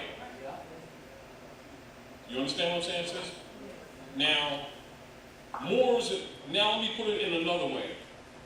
For you, for the babies, and for the little baby sitting right there that's going to have to run this world. And this is for the mothers, and the sons, and the husbands, and the boyfriends, and the girlfriends. If you are to know the politics that runs the North Gate, which is the Masonic code for North America, you must know the general history of the Battle of Tours, 732, near Poitiers, France. You must know of Charlemagne, Pepin the Great, Charles the Hammer Martel, and that War of 732. You must know the Spanish Inquisition. That is a veiled history of the Inquisition against the Moors. Most of our people don't know because when they see the word Spanish, they think it's somebody else. That's how it's hidden in your face. That's the foundation of the policies and the politics that runs North America. And the codes of genocide destruction were written right in the church and issued from the church. Called the Christian Black Codes of 1724, directed from the codes of 1600 from France, the Franciscan Brotherhood of the Roman Catholic Order of Wizards. Go ahead. That you call Masons and Knights Templars, and think it's just Harry Potter stuff. Go ahead. And as real as it can be. Well, we're here to counter them wizards. But you're going to have to use the knowledge and not just take what we're saying lightly. But we challenge you to prove us wrong so that you find it to be true for your own self. Then you start countering these demons. Sis? With all this misinformation going on, do you think the Europeans can afford to put an indigenous native into the so-called United States presidency? Let's put it like this. With all due respect to the appearance of tokenism, Go ahead. Take it up. I just read to you in the King Alfred plan that the minorities, members of Congress, will be unseated. Go ahead. So it gives you the impression that he's going to have any power. And I say this to you. If the ship wasn't sinking, he wouldn't have got that far. Thank you. There you go. Go ahead. Exactly. Let me finish. It's your birthright, and you're waking up. There's people all over this country, including Europeans, who want the republic back, Go ahead. who are making the same argument we are, except they're not the real sovereigns. They're not. Our status is different. They're just battling over what they robbed us of. That's it. But the fact that people are waking up, they're starting to resist color of law, color of office, colorable processes, and studying to know exactly what it is. And even though they may be making mistakes, the very fact that they're throwing the spirit in the ethers to even begin to stand up is costing these municipalities across the country tons of finance, and they're going broke. Go ahead. They're trying to sell the lawns to foreign countries to liquidate because the walls of Jericho is coming down. Some people are confused because the shadow ain't caught up with the wall yet Right. because it's so big. But understand, spiritually, it's over. They do what they do because you, the heir apparent, is still asleep. Right. Go into the book of Genesis and read about Isaac, son of Abraham. You see, he had a wife and and her name was Rebecca. And she was without child. And so he prayed to Allah. He said, Allah, you know, hook me up. I'm your boy. Right? So Allah said, you got it going on, don't worry about things. It's two and the other. Now, she became with child, plural. But pay attention to the book of the dead. It says, in her womb were two nations. Two different manner of people. But one of them had ruddy, hairy skin. One named Esau, one named Yaqub. Because there's no J in Hebrew, so there ain't no Jacob. Don't misunderstand this ticket. And one come out of her womb holding the heel of the other. Well, let's cut through the chase. One lost his birthright to the other. He was a man in the field, right? Coming out of the field, man in the field, so he's hungry, right? So the brother's going to hook him up. Now he's a man in the field, which means he has the capacity with the earth of the divine order to feed himself. But he sold his birthright for a bowl of red pottage. And Allah had charged with him because he despised his own birthright. I ask you today, whose them nations? And why are you sitting here? Somebody got your birthright. I think we better nationalize you and get your birthright back. But only you can confess your own.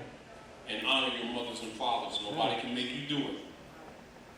They only do what they do because we have not taken a stand. Do you understand? Huh? But guess what? Mom is home now. And she's going to get her house in order. No, that's right. And Allah is not a man.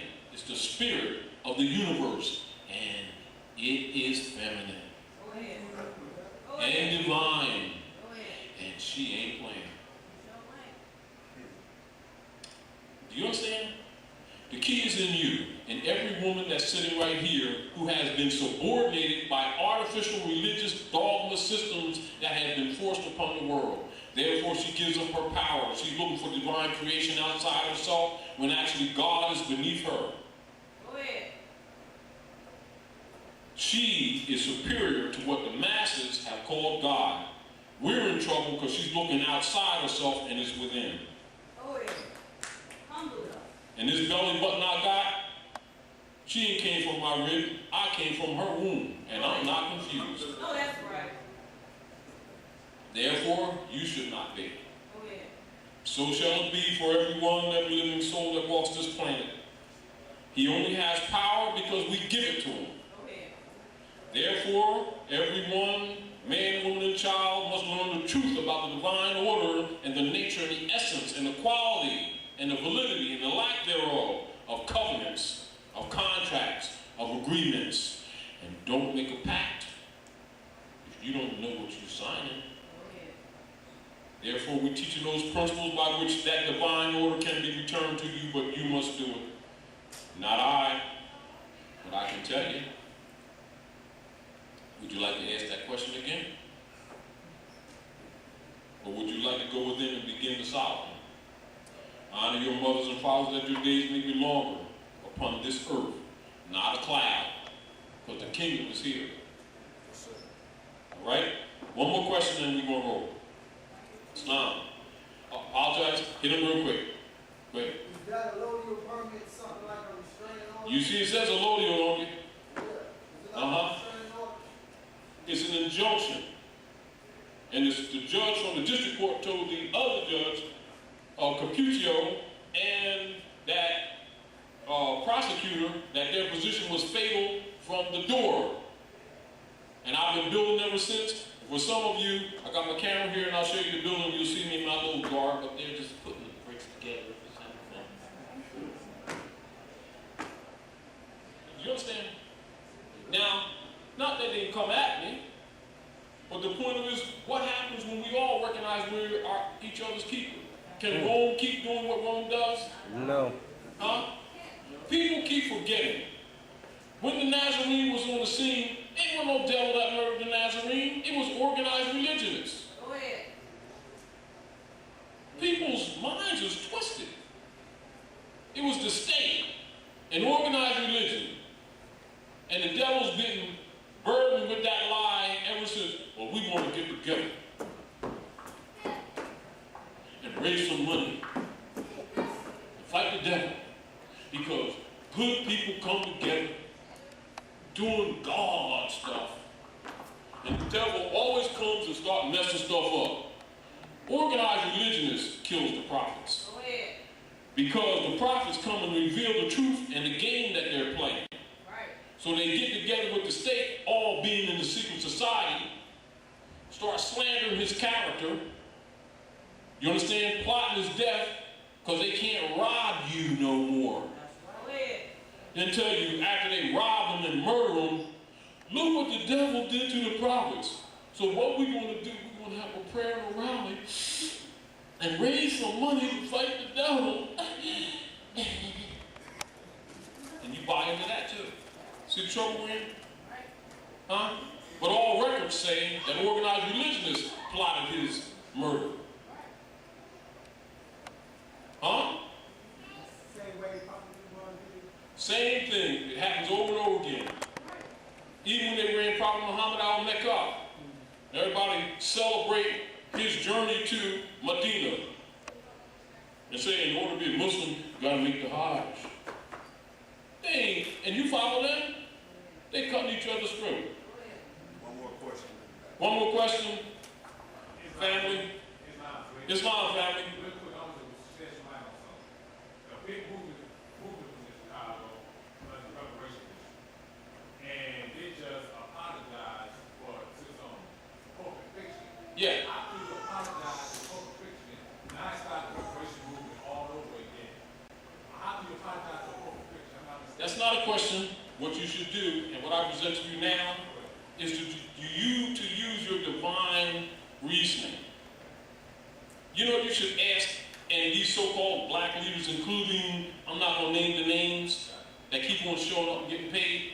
Go ahead. They should have got together and said, oh, you apologize? Judge guy? All right. We want all the so-called branded black people in prison to stand up, write a petition in, and sign it and apologize so they can be out tomorrow. Since that's considered payment. Go ahead.